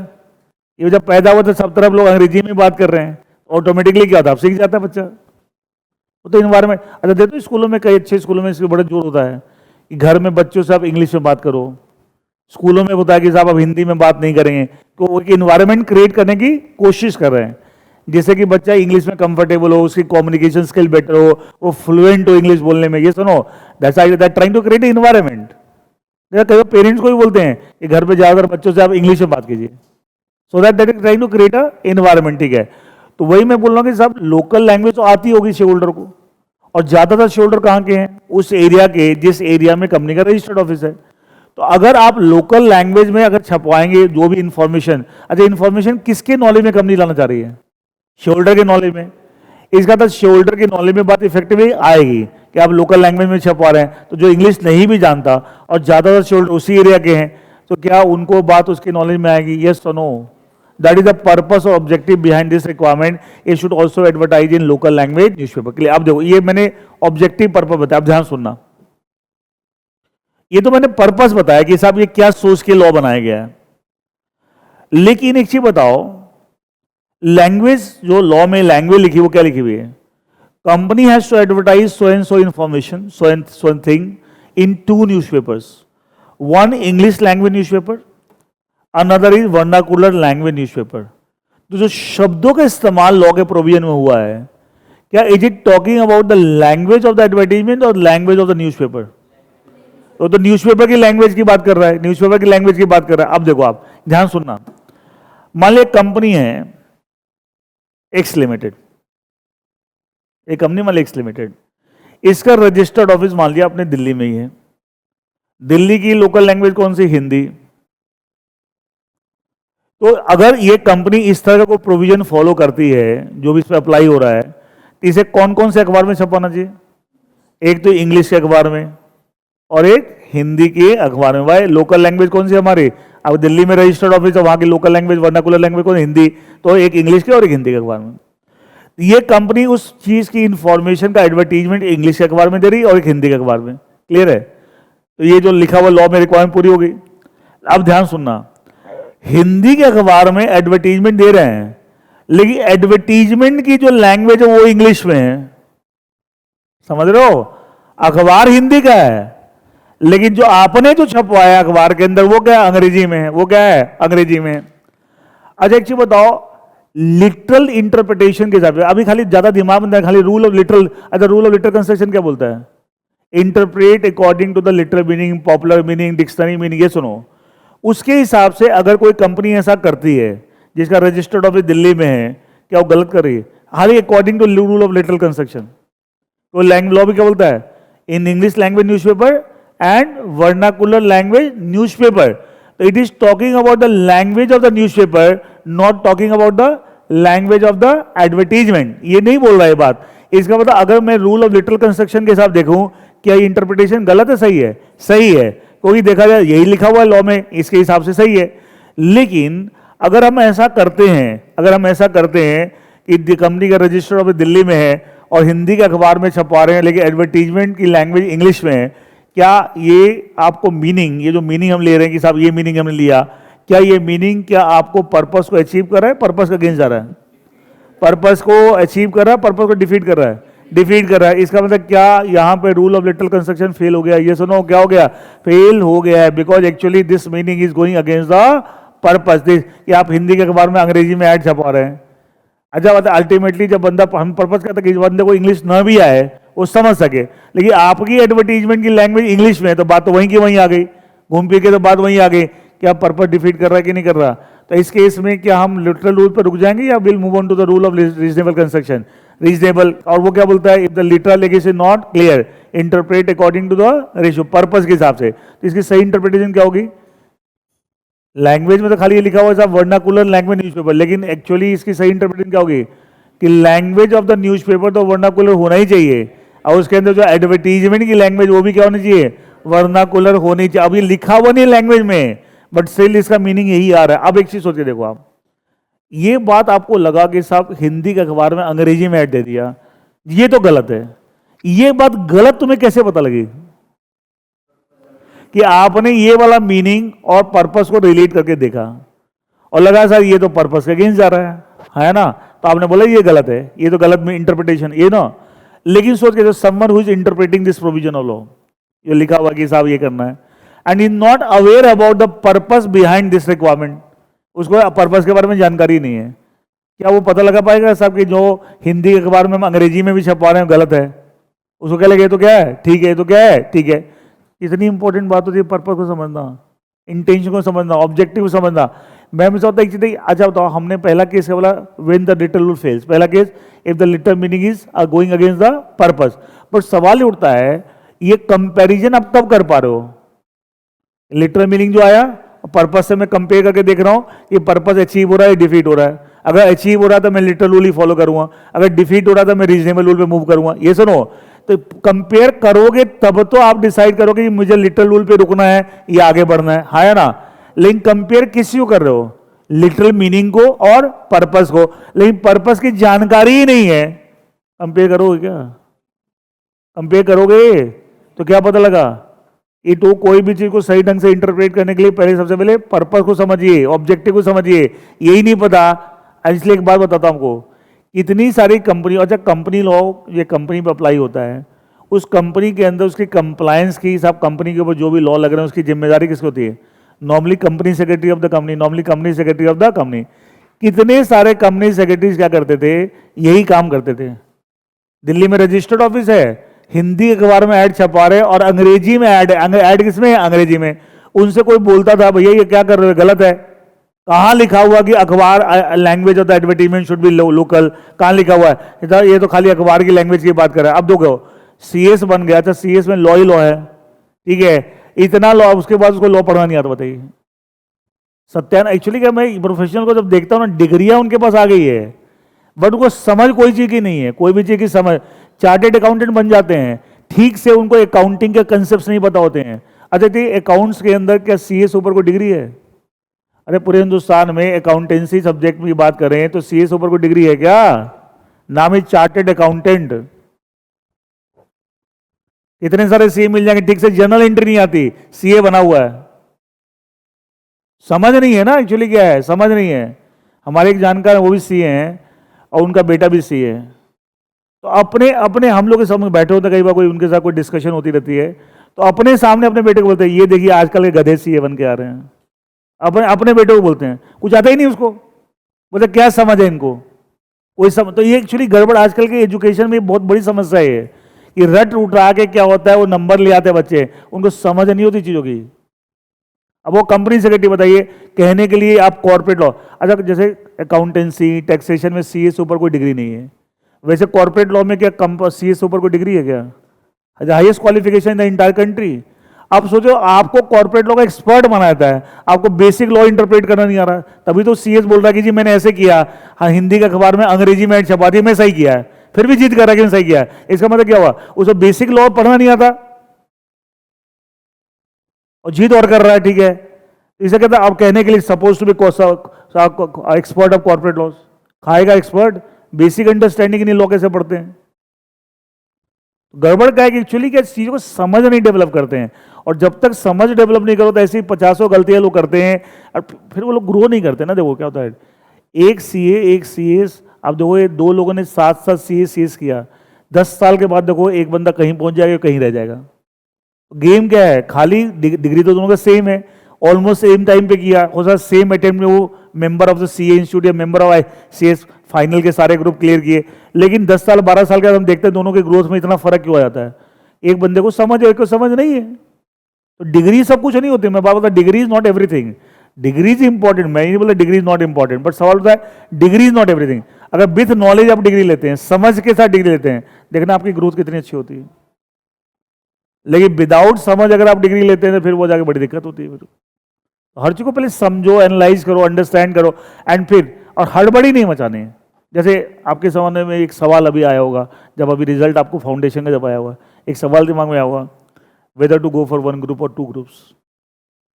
एक सवाल दिमाग में आता है ना, whether to go for 1 group, और सारे बच्चों के साथ आता है कि जब भी बच्चा फाउंडेशन से जब इंटर में आता है, पास हो गए, तो पहला सवाल दिमाग में आता है कि साहब मेरा जब भी अटेम्प्ट ड्यू हो जाए, आपका May 25 में ड्यू है, तो मुझे 1 ग्रुप देना चाहिए 2 ग्रुप। मेरा अपना पर्सनल ओपिनियन है, मेरा पर्सनल ओपिनियन, जिसमें आप कंफर्टेबल हो वो करो। हड़बड़ी मचा के, क्वालिटी कॉम्प्रोमाइज करके, कोई भी चीज हमें ढंग से नहीं पड़ी है, जबरदस्ती 2 ग्रुप देने, मैं 2 को डिस्करेज नहीं कर रहा हूं, मेरी बात को उल्टा मत ले लेना, कि अगर आपसे हैंडल नहीं हो, जैसे मैं एग्जांपल देता हूं, मान लो एक बच्चा है, वो रेगुलर कॉलेज ज्वाइन कर रखा है, होता है ना कुछ बच्चे रेगुलर कॉलेज जा रहे हैं, क्या कुछ टाइम वहां भी लगता होगा, अटेंडेंस का इशू होता है, कॉलेज करना ही पड़ेगा, ठीक है। अब कॉलेजेस के अंदर दिल्ली यूनिवर्सिटी के बाद का सेमेस्टर वाइज एग्जाम है, साल में 2 बार तो एग्जाम हो गए, ठीक है, प्लस कॉलेज भी जाना पड़ेगा, ठीक है। कोई बच्चे ऐसे जिसकी इकोनॉमिक प्रॉब्लम है, हो सकता है वो कभी बोलता है साहब मैं एक आध ट्यूशन पढ़ाता हूँ छोटे बच्चों को, थोड़ी सी अर्निंग हो जाए, ऐसे ही बच्चे होते हैं हर तरह के। अब बताओ उसको 2 ग्रुप शूट करेगा क्या? तो यूनिवर्सल रूल कैसे बना सकते हैं हम कि भैया सबको 2 ही ग्रुप देनी चाहिए? तो मैं हमेशा बोलता अपनी कंडीशन देखो, समझो, और ये देखो मेरे लिए क्या बेस्ट है। और अगर आपको लगता है कि साहब 2 के चक्कर में बहुत मारामारी मच रही है, अब मैं ढंग से कुछ भी नहीं पढ़ रहा हूं, कोई भी चीज में समय नहीं दे रहा हूं, मत कीजिए। एक अटेम्प्ट और, एक भैया 6 महीने एक्स्ट्रा और लगेंगे, यही होगा ना, लेकिन आपकी क्वालिटी बहुत बेटर होगी आपकी। मैं हमेशा बोलता हड़बड़ी, बोलता ना, सुना हड़बड़ी का काम शैतान का, सुना होगा, वो सब उल्टे पुल्टे ही होते हैं, हड़बड़ी दड़बड़ी मचाने कुछ कोई मिलता नहीं है। हाँ अगर आप कंफर्टेबल हैं, जैसे आप बोलते बच्चे ने बोला साहब मैं ग्रेजुएशन मैंने करस्पॉन्डेंस से ज्वाइन कर रखी है, मेरे को कोई फाइनेंशियल इशू नहीं है, फैमिली से पूरा सपोर्ट है, हर तरीके से मैं बहुत कंफर्टेबली दोनों ग्रुप, कीजिए, किसने मना किया? लेकिन क्वालिटी के साथ कॉम्प्रोमाइज करके नहीं करना है। मैं डेड अगेंस्ट हूं इसके, ठीक है। काम स्लो करो लेकिन अच्छा करो, क्वालिटी वाला काम करो, ठीक है। हड़बड़ दड़बड़ कचरा, और आजकल ज्यादा लोग यही कर रहे हैं। अरे सुनो, लोग आजकल एक टर्म चला, आजकल की जनरेशन है, हम मल्टीटास्किंग करते हैं, महावाहियात चीज है। Your brain cannot function at 2 places at the same time, impossible चीज है, इम्पॉसिबल चीज है। अरे सुना होगा लोग आपको मोबाइल पे बातें करते वाइल ड्राइविंग, क्या इसकी वजह से भी एक्सीडेंट्स बढ़े हैं? आया ना, वो मल्टीटास्किंग करने की कोशिश कर रहा है ना, भैया मैं गाड़ी भी चला लो साथ में मैं बात भी कर लूं मोबाइल पे। तो ये बकवास है सब चीजें, जो आजकल लोगों ने नए नए होता है, लोग बड़े खुश होते हैं, और ये तो मल्टीटास्क कर रहे हो, तो यार एक साथ कितने, कुछ नहीं कर रहा, सबके साथ सत्यानाश कर रहा है, कोई भी काम ढंग से नहीं कर रहा वो कोई भी काम ढंग से नहीं कर रहा। और जरूरी नहीं, एक लाइन सुनिए, कि don't try to become a jack of all, सुना होगा, try to become master of something, बोला ना he is a jack of all but master of none, वो काम मत कीजिए आजकल। अच्छा देखिए, अगर थोड़ा थोड़ा सब कुछ आता है लेकिन ढंग से कोई भी चीज नहीं आती, क्या आप स्पेशलिस्ट हैं? और आज का जमाना क्या जनरलिस्ट का स्पेशलिस्ट का है? स्पेशलिस्ट का है। You need to become specialist something. भाई ये चीज मेरी स्पेशलाइजेशन है, इसमें मैं किसी को टिकने नहीं दूंगा। मजा इसका है, मेरे को थोड़ा थोड़ा सब आता है, क्या वैल्यू है इसकी भाई? अच्छा तुम सीए में जितने सब्जेक्ट पढ़ते हो, ये सारे सब्जेक्ट तुम्हारे बीकॉम में भी है नहीं? है कि नहीं? क्या वहां अकाउंट्स नहीं है? क्या है? कॉस्टिंग, टैक्सेशन, एफएम, लॉ सब है, लेकिन क्या उतनी डिटेल में उतनी डेप्थ में होता है जो सीए में है? नहीं। तो गेम तो यही है। तो देखा जाए, अगर मान लिया अगर मुझे अगर सुपरफिशियली पढ़ना है तो सारे सब्जेक्ट तो वहां भी हैं, तो बीकॉम सीए की डिग्री बराबर हो जाए फिर तो। यही तो फर्क है भैया, मुझे एकदम डेप्थ में जाके जो पकड़ना है। तो बोलता है हमेशा, मैं बोलता कि साहब सब चीजें थोड़ी थोड़ी जानने के बजाय क्या एक ऐसी चीज पकड़ो भैया ये मेरा स्ट्रॉन्ग एरिया है, उसके लिए भी मेहनत का टाइम देना पड़ता है।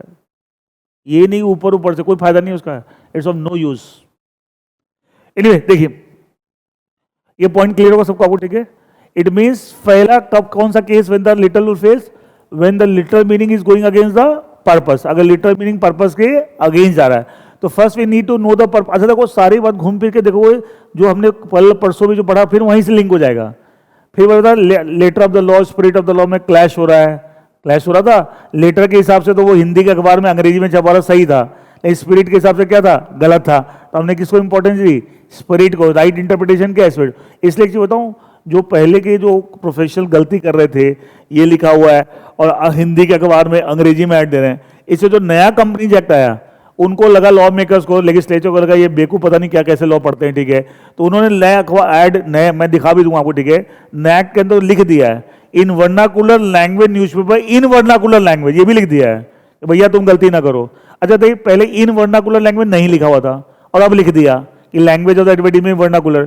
क्या पहले भी इंटरप्रिटेशन वही आ रहा था जो अब आ रहा है? ये सुनो, अब उसने एक्सप्लिसिटली लिख दिया है, बट सवाल उठता नहीं भी लिखा हो तभी मीनिंग वही आ रहा था, तभी मीनिंग वही आ रहा था। But people were making the mistake, the professionals were making the mistake while doing the interpretation, while doing the interpretation. Clear है? सेकेंड सिचुएशन देखिए, मैंने एक टॉपिक स्टार्ट किया था cases where the literal rule fails. तो पहला case क्या हो गया? If the literal meaning going against the purpose, it going against the purpose.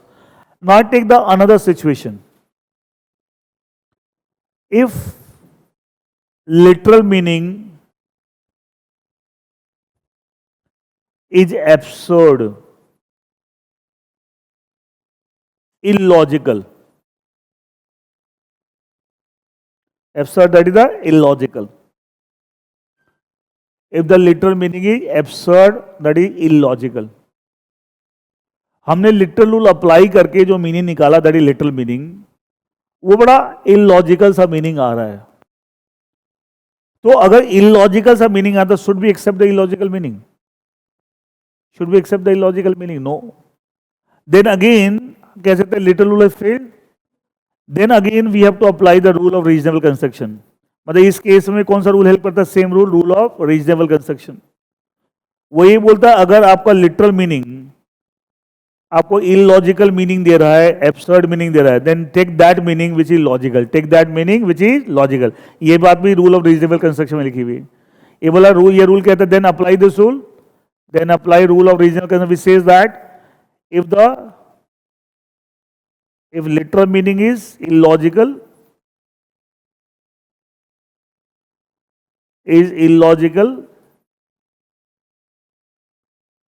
then take that meaning which is logical.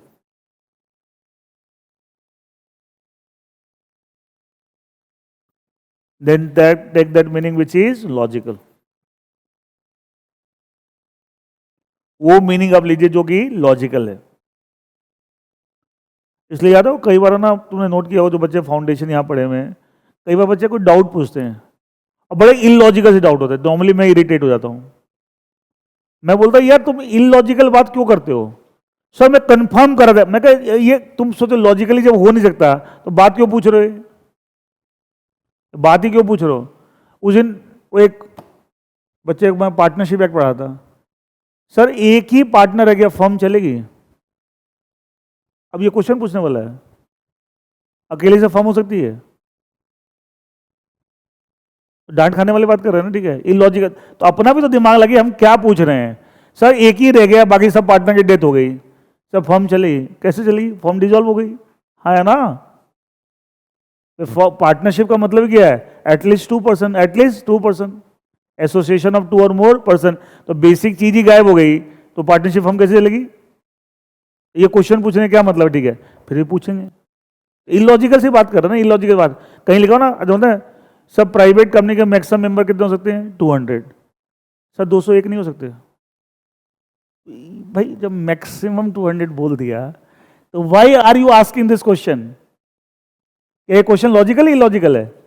Illogical है। लेकिन पता ये आदत पड़ी बच्चों को, मैंने देखा। अच्छा बोलेंगे फिर सर 200 201, तो क्या बात कर रहा है सर? कंफर्म करा था। ये कंफर्म क्या करूँगा मैं? मैक्सिमम का मतलब बदल दूंगा? मैक्सिमम 200 लिखा हुआ है, तो मैक्सिमम वर्ड का मतलब मैं बदल दूंगा क्या?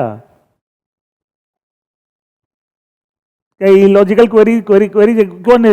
इसको तो झूठ मूठ के क्वेश्चन बना देना, झूठ मूठ कंफ्यूज होना।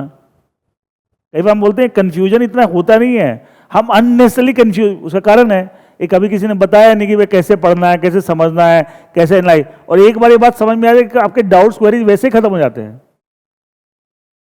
लेकिन कंफ्यूजन क्यों होती है? क्योंकि हमें सोचने का तरीका बिगड़ा हुआ है। देखिए अगर लिटरल मीनिंग इलॉजिकल है तो हमें फिर क्या करना पड़ेगा? एब्सर्ड। तो हमें क्या करना पड़ेगा? We have to take the help of rule of reasonable concept. Rule of reason क्या क्या कहता है? Literal meaning illogical and then take that meaning which is logical. अब मैं इसका भी एक एग्जांपल देता हूं जिससे कि आपको और क्लैरिटी हो जाए। इसका भी एक एग्जांपल हम यहां डिस्कस करते हैं। देखिए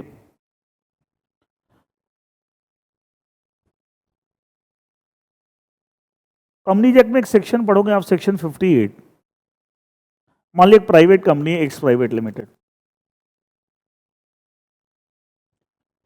और let's say A is one of the share of this company and he is transferring his shares to B. A transferor है और बी ट्रांसफरी। समझ आ रहा है सबको? बोरिंग तो नहीं है? ठीक है, धीरे धीरे बना था, थोड़ा सा फिलोसफिकल टॉपिक है, इसलिए मैं बहुत सारे एग्जाम्पल बीच में देता हूं जिससे कि आपको थोड़ा सा रिदम बना रहे। एक खाली ऐसे लैंग्वेज पढ़ाएंगे तो आप भाग जाओगे, ठीक है, लेकिन है बहुत, वैसे देखा जाएगा ना, एक बार ये पकड़ में आ जाएगा ना, बहुत इंटरेस्टिंग। और उसके आप कोई भी हिंदुस्तान का लॉ पढ़ो, कोई भी एक्ट, हर जगह इसकी हेल्प मिलेगी तुम्हें। इसीलिए मैं पहले पढ़ा हूं, मैं रिस्क लेता हूँ। ये कई लोग बोलते हैं यार स्टार्टिंग में ये टॉपिक पढ़ाना बच्चों को बड़ा वो लगेगा। मैं कहा ठीक है, मैं रिस्क ले रहा हूँ, लेकिन अल्टीमेटली जो चीज़ों में मुझे अप्लाई, तो सारे एक्ट पढ़ा दूँ, कंपनीज एक्ट भी पढ़ा दिया, जनरल क्लॉजेज एक्ट भी पढ़ा दिया, पता फेमा भी पढ़ा दिया, लास्ट में पढ़ा रहा हूँ। क्या एक चीज बताइए, क्या वो पढ़ाते समय क्या उतनी अच्छी आउटपुट आएगी? अब क्या होगा, मैं कंपनीज एक्ट का कोई भी टॉपिक पढ़ा रहा हूँ तो बीच में अच्छा हमने इंटरप्रिटेशन में टॉपिक में ना ये रूल पढ़ा था, देखो ये रूल अप्लाई करके हम ये मीनिंग निकाल रहे हैं, तो पहले ये पता तो हो। तो ये थोड़ा सा एब्स्ट्रैक्ट लगता है, लेकिन क्या इसका यूज बहुत है ना। अब सब आपको जितने दिन तक क्लास पूरा टॉपिक पूरा पेपर चलेगा, हर जगह हम यूज करते रहेंगे। ए ट्रांसफर और बी ट्रांसफरी, ए बी को अपने शेयर ट्रांसफर कर रहा है, क्लियर है? अच्छा आप जानते हैं आज के दिन दो तरीके से शेयर्स की ट्रांजेक्शन होती है, एक फिजिकल और एक इलेक्ट्रॉनिक डीमेट फॉर्म में बोलते हैं। हम फिजिकल की बात कर रहे हैं। अच्छा ये मत बोलना कोई बच्चे सर ये आजकल तो फिजिकल होते नहीं, खाली डीमेट होते, सब बकवास है, पूरी बात नहीं पता है आपको, ठीक है? डीमेट है लेकिन फिजिकल भी है। एक बच्चे बोल देते मुझे आगे, सर आप क्या एग्जाम्पल दे रहे हो, सब फिजिकल तो शेयर होते नहीं, आप खाली डीमेट, किसने बोल दिया ये? आज भी होते हैं और कभी खत्म भी नहीं हो सकते। अब देखिए मान ली ए बी को अपने शेयर ट्रांसफर कर रहा है, तो इन दोनों के बीच में एक डॉक्यूमेंट बनेगा, शेयर ट्रांसफर डीड, है ना? क्या उस डॉक्यूमेंट पे क्या दोनों पार्टी की डिटेल आएगी? ट्रांसफरर की भी, ट्रांसफरी की भी, सिग्नेचर वगैरह आएंगे दोनों पार्टी के। अच्छा जो ट्रांसफरर एक तरह से वो सेलर है ना, वो सेल कर रहा है शेयर, और जो ट्रांसफरी वो क्या है, बायर है। तो जो ट्रांसफरर है, जो सेलर है, उसका क्या इंटरेस्ट है? पैसे में। वह शेयर बेचता हूं मुझे पैसे मिल जाए, हाँ है ना? तो इसको जब पैसे मिल जाएंगे ट्रांसफरी से तो ये तो फ्री हो गया, है ना? उसने तो अपने शेयर बेच दिए। अब जो ट्रांसफरी है उसका क्या इंटरेस्ट है? क्या ये जो शेयर्स कंपनी के रिकॉर्ड में अभी तक किसके नाम में है? ए ट्रांसफर के नाम में, वो क्या चाहेगा?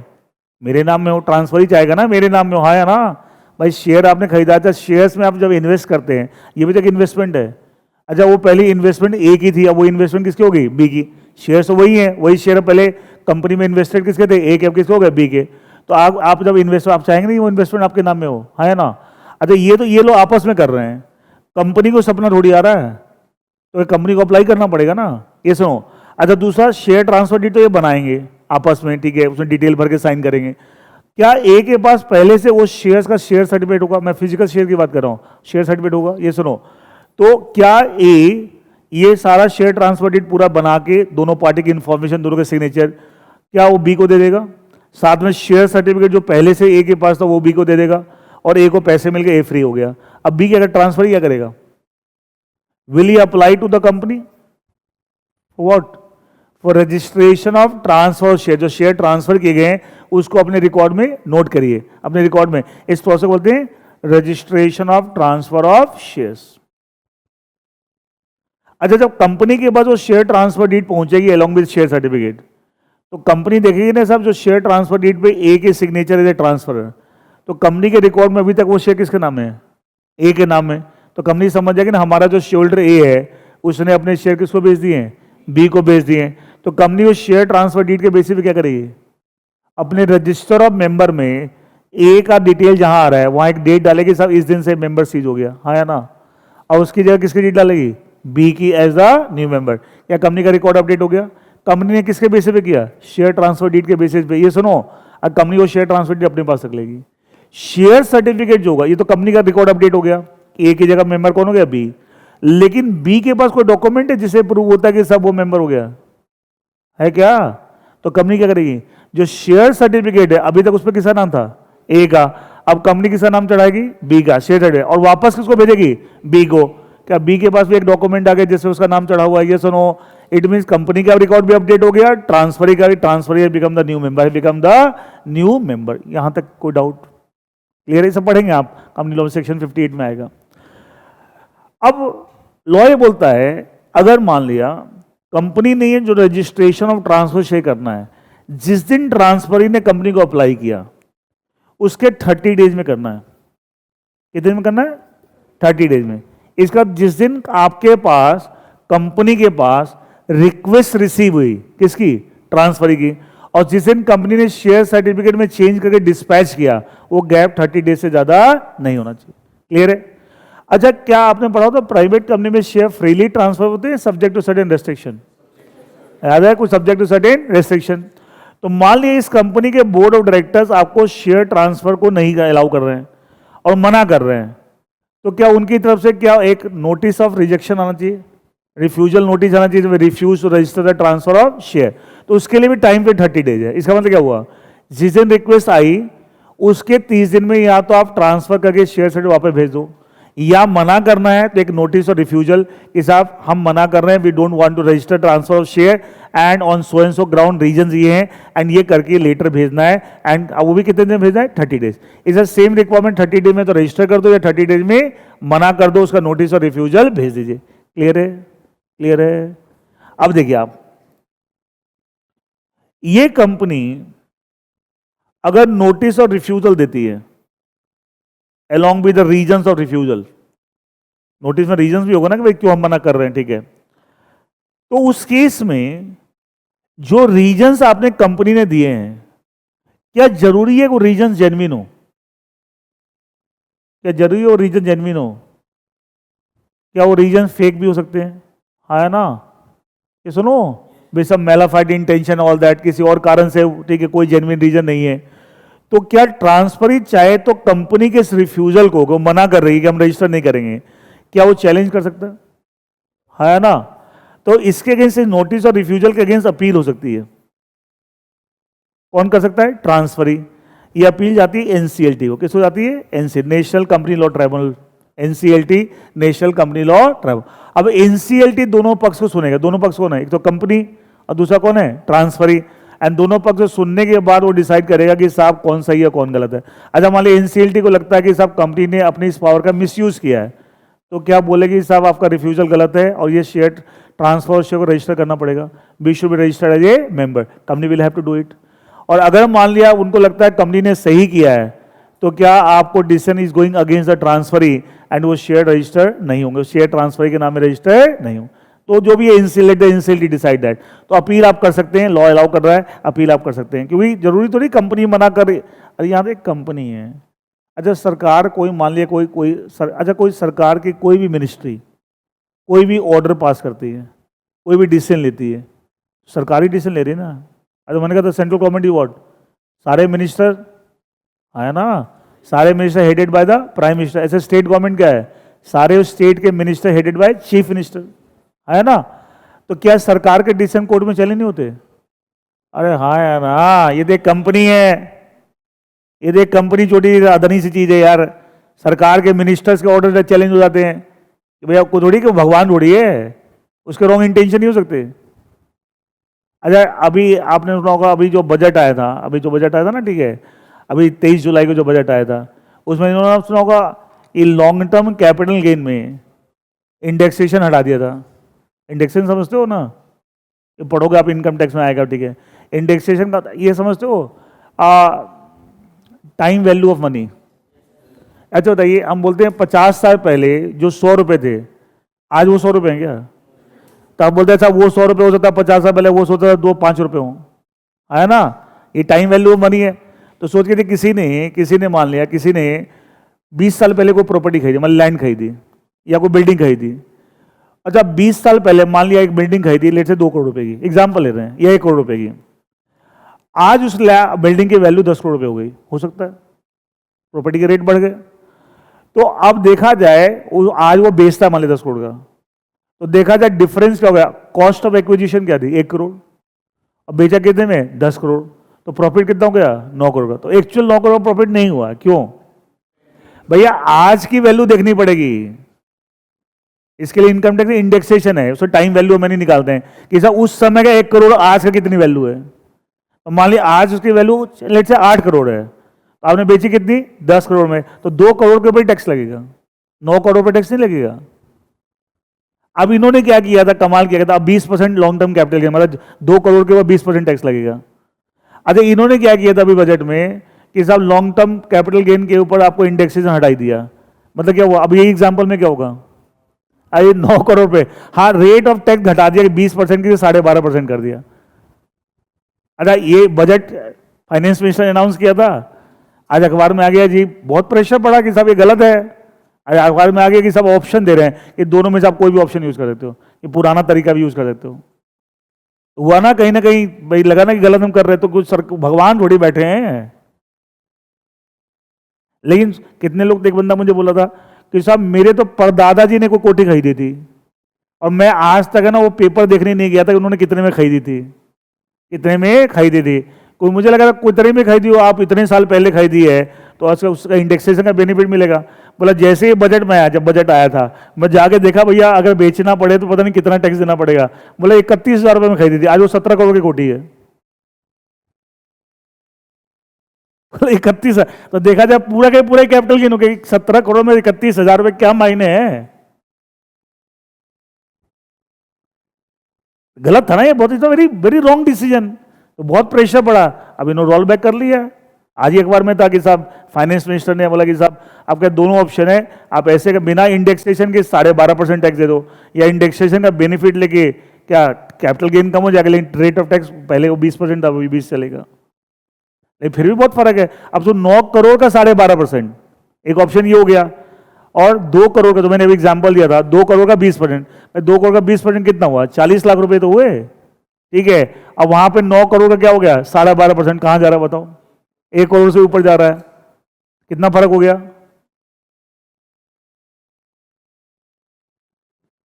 तो सही थोड़ी, ये थोड़ी, कई बच्चों को और सरकार गलत, सरकार, मैं तो बोलता पूरा सिस्टम का सबसे बड़ा कोई चोर है तो सरकार है, मैं तो ये बोलता हमेशा।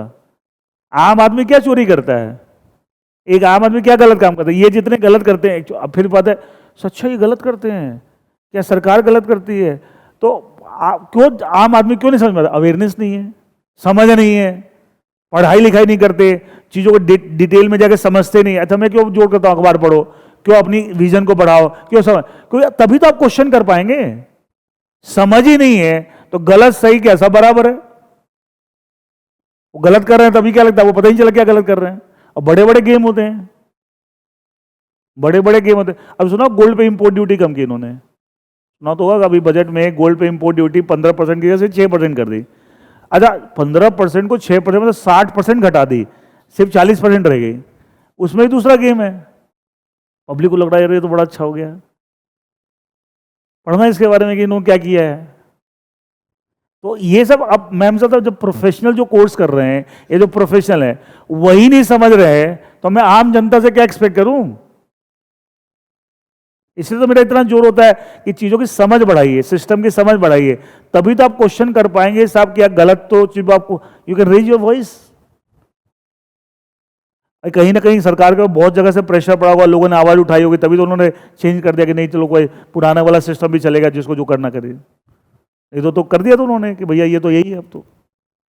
anyway, यहां पे ये नोटिस और रिफ्यूजल के अगेंस्ट अपील कर सकते हैं किसको, एनसीएलटी को। ठीक है, 5-7 मिनट मिलूंगा, ठीक है, अपील कर सकते हैं टू द एनसीएलटी। क्लियर। अच्छा यहां ये दे रखा है कि नोटिस और रिफ्यूजल जब आएगा उसके अगले 30 दिन में आप अपील कर सकते हैं। अपील करने का टाइम पीरियड कितना है, 30 days from where, from the date of getting the notice of refusal. Clear है। भाई नोटिस रिफ्यूजल आया, आपको पता लगा कंपनी ने मना कर दिया है, और आप उसके मना करने के जो रीजंस लिखे हैं उससे सेटिस्फाइड नहीं है, you are challenging that by appeal. कितने दिन अपील कर सकते हैं, 30 डेज टू द एनसीएलटी। अब उसमें एक बात और लिखी हुई, उसमें लिखा हुआ है अगर कंपनी ने नोटिस और रिफ्यूजल नहीं दिया, आइडियली तो कंपनी को देना चाहिए लेकिन नहीं दिया, तो जिस दिन आपने कंपनी को रिक्वेस्ट डाली थी, अच्छा वहां से कंपनी कितने दिन में नोटिस रिफ्यूजल दे सकती थी, 30 डेज। ठीक है, और उससे अगले 30 डेज में आप अपील कर सकते थे एनसीएलटी को। तो बोला अगर आपने नोटिस और रिफ्यूजल नहीं दिया, सॉरी कंपनी ने नोटिस और रिफ्यूजल नहीं दिया, तो जिस दिन आपने कंपनी को अप्लाई किया था वहां से 60 दिन में अपील कर सकते। वो 60 कैसे बना समझ में होगा, पहले 30 दिन में कंपनी नोटिस और रिफ्यूजल दे सकती थी, अगले 30 दिन में आप अपील कर सकते थे। तो लॉ बोलता अगर नोटिस और रिफ्यूजल आया, अब यहां एक टाइमलाइन देखिए आप,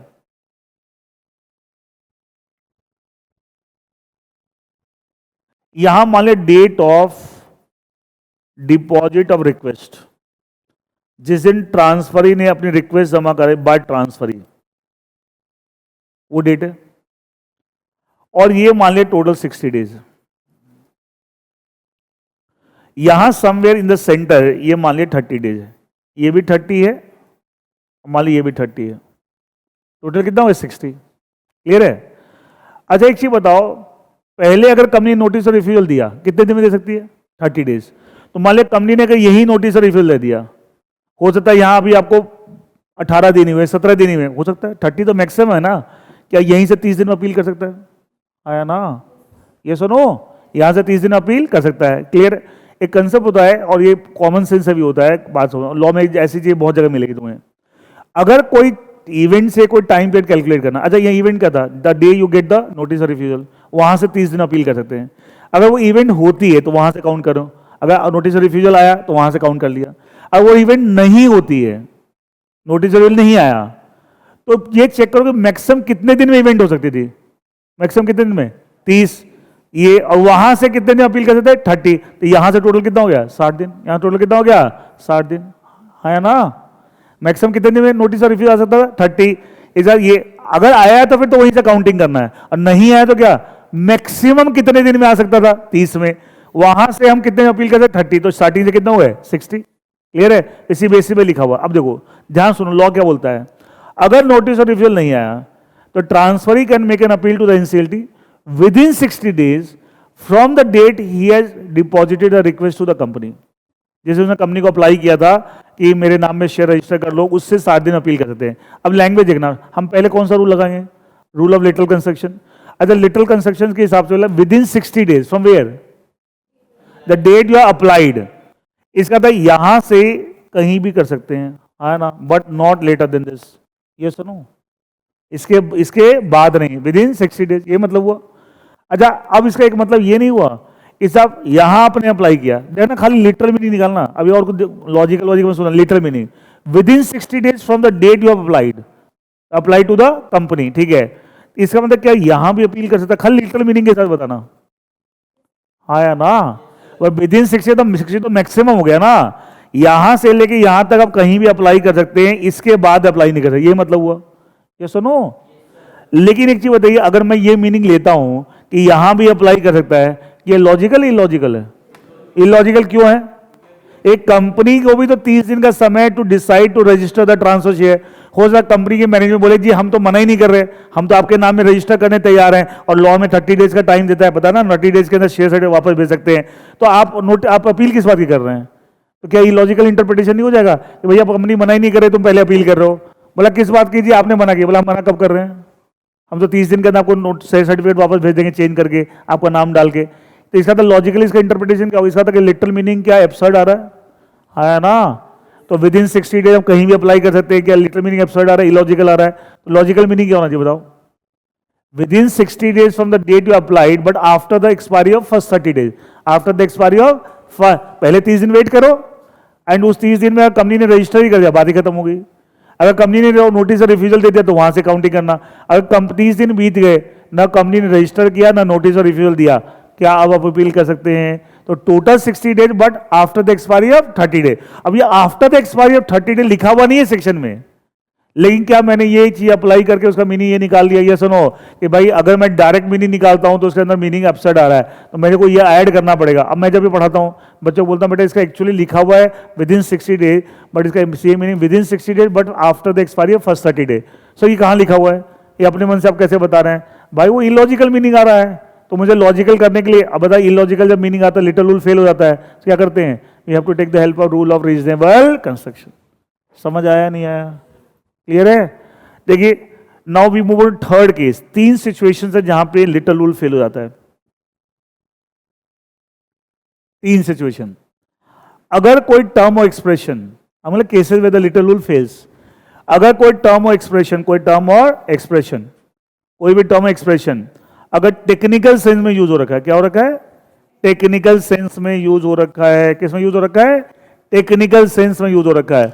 अगर टेक्निकल सेंस में यूज हो रखा है तो आप मुझे खुद बताइए कि आप वहां आप लिटरल मीनिंग लोगे टेक्निकल मीनिंग?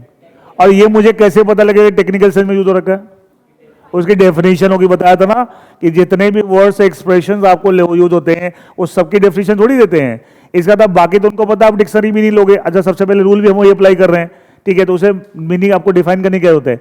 लेकिन जिन वर्ड्स और एक्सप्रेशन के लॉ मेकर्स लेजिस्लेचर चाहते हैं some different meaning, different than the literal meaning, different than the dictionary meaning, क्या उसकी डेफिनेशन देते हैं? उसके क्या देते हैं? डेफिनेशन। जैसे क्या होता है manager of A company, company act में मैनेजर को अलग से डिफाइन किया हुआ है, और उस डेफिनेशन के हिसाब से वेरी पावरफुल पोजीशन है।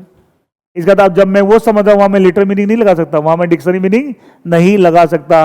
तो क्या वहां भी लिटरल रूल काम नहीं करता? वहां भी लिटरल रूल काम नहीं करता। यस और नो? इसका नटशेल में क्या निकला? कौन कौन से केसेस जहां लिटरल रूल फेल हो जाता है?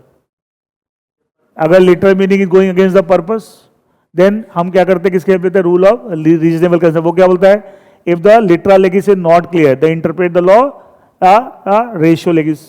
ठीक है, अगर लिटरल इंटरप्रिटेशन इलॉजिकल एब्सर्ड तो क्या करें? Again take the help of rule of reasonable concept, say that take that meaning which is logical. And तीसरा, अगर कोई टर्म एक्सप्रेशन अगर टेक्निकल सेंस मतलब उसकी डेफिनेशन वगैरह दे रखी है, then again we have to take the technical meaning, we cannot take the dictionary or the literal meaning। अच्छा, लेकिन मान लिया हम कोई लॉ का प्रोविजन पढ़ रहे हैं, उसके सेक्शन में जो भी कंटेंट्स हैं, जो भी प्रोविजन है, उसको पढ़ने के बाद पहले सबसे पहले कौन सा रूल लगाएंगे? Rule of literal construction. जो लिटरल मीनिंग आया वो पर्पस को अचीव कर रहा है, पर्पस के अगेंस्ट नहीं जा रहा। एक ना वो मीनिंग इलॉजिकल है, मीनिंग इज लॉजिकल, एंड उसकी अलग से कोई डेफिनेशन भी नहीं दे रखी।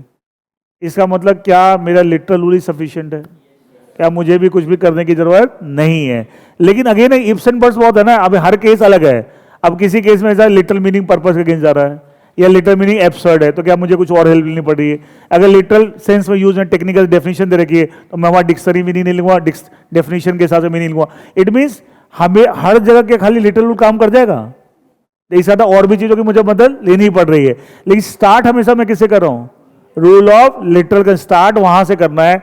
बाद में हमें देखना पड़ता है जिस चीज की जरूरत पड़ेगी हम और चीजें ऐड करते जाएंगे। Is that clear? पक्का? ठीक है, 2 मिनट और आपको एक बार जो मैंने जो पढ़ाया एक बार किताब से भी आपको रीड आउट कराया, तो देखिए rule of literal construction interpretation, इसको हम ग्रामेटिकल कंस्ट्रक्शन ही बोलते हैं। लिख लो यहां पे, इसको ग्रामेटिकल कंस्ट्रक्शन ही बोलते हैं। It is also called a grammatical construction.